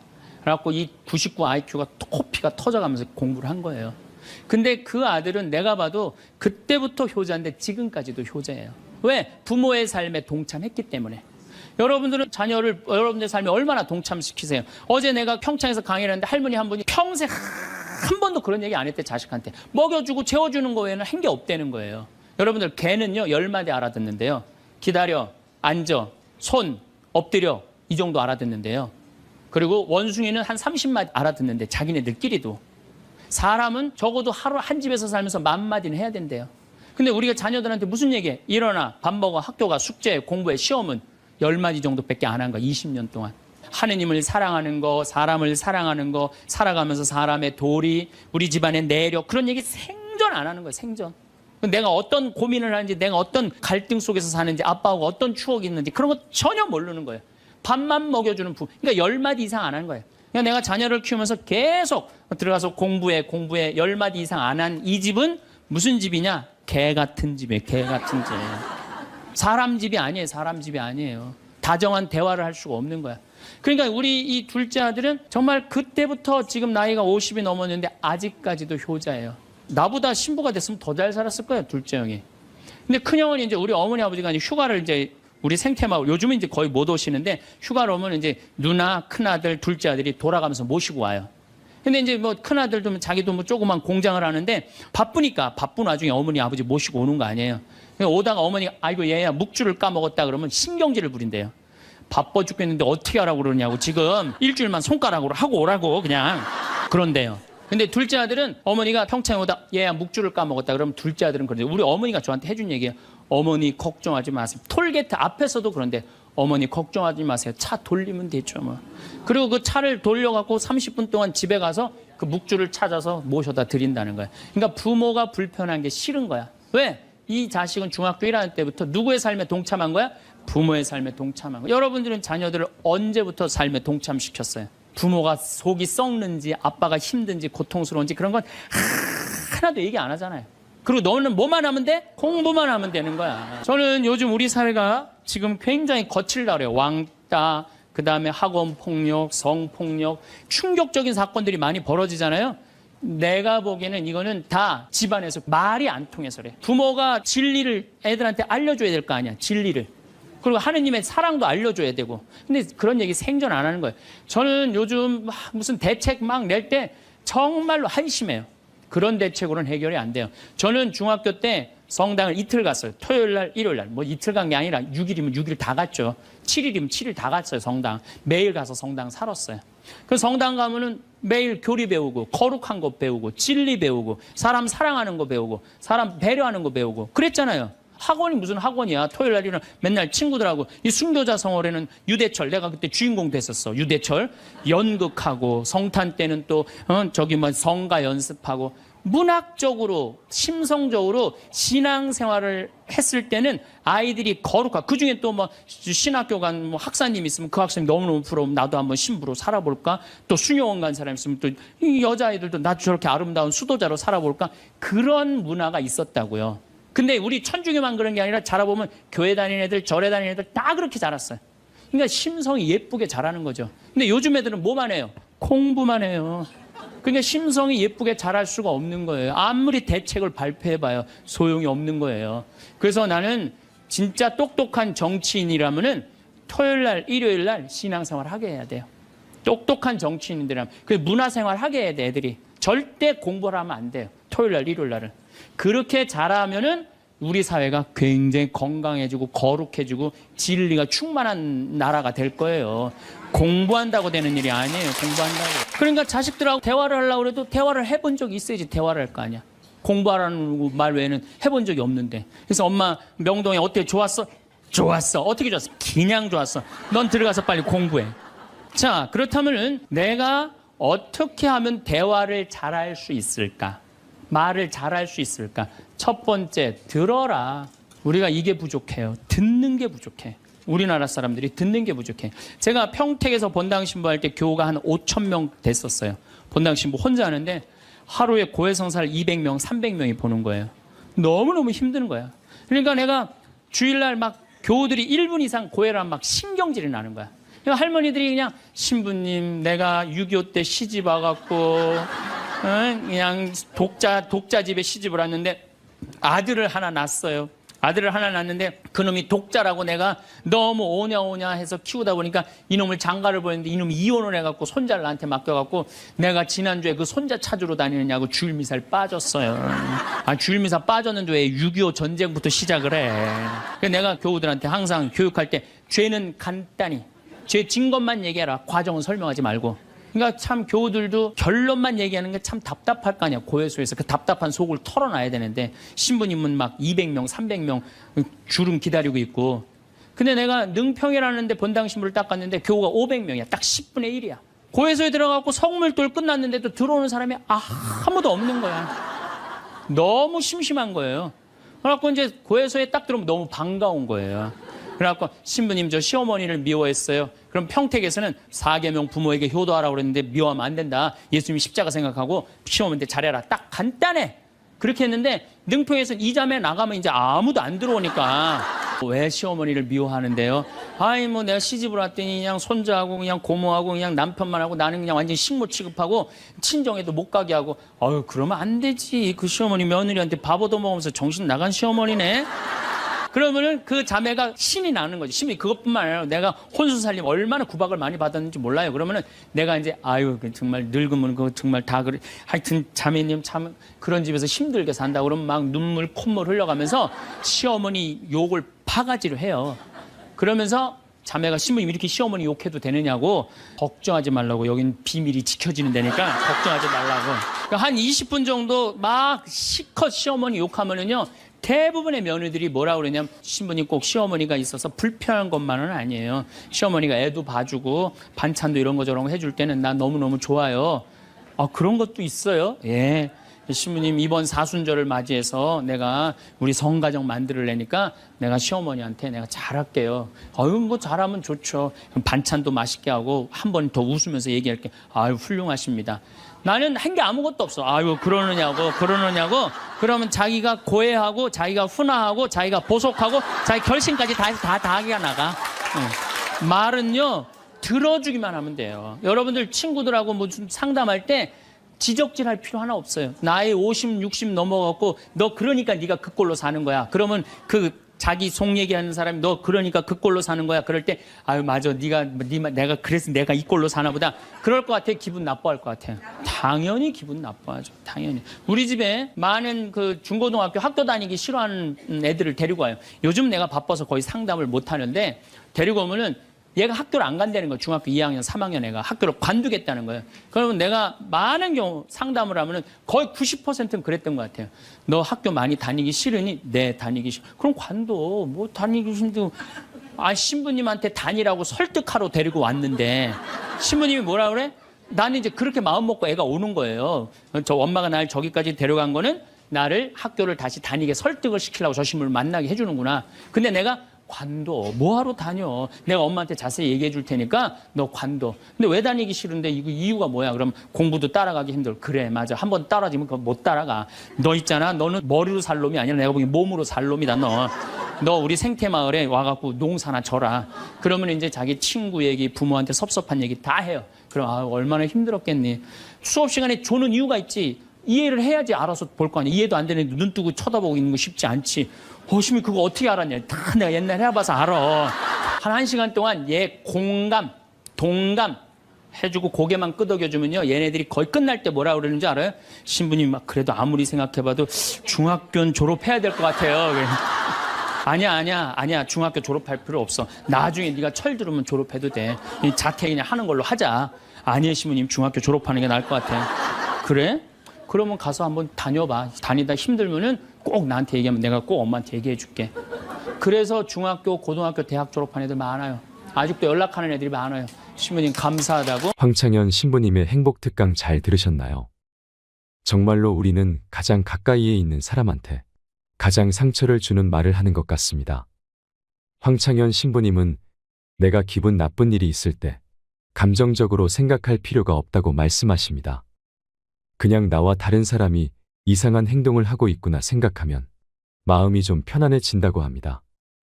저 사람이 날 미워해서 하는 게 아니라고 생각하면 훨씬 낫다고 하지요. 여러분도 이 말에 동의하시나요?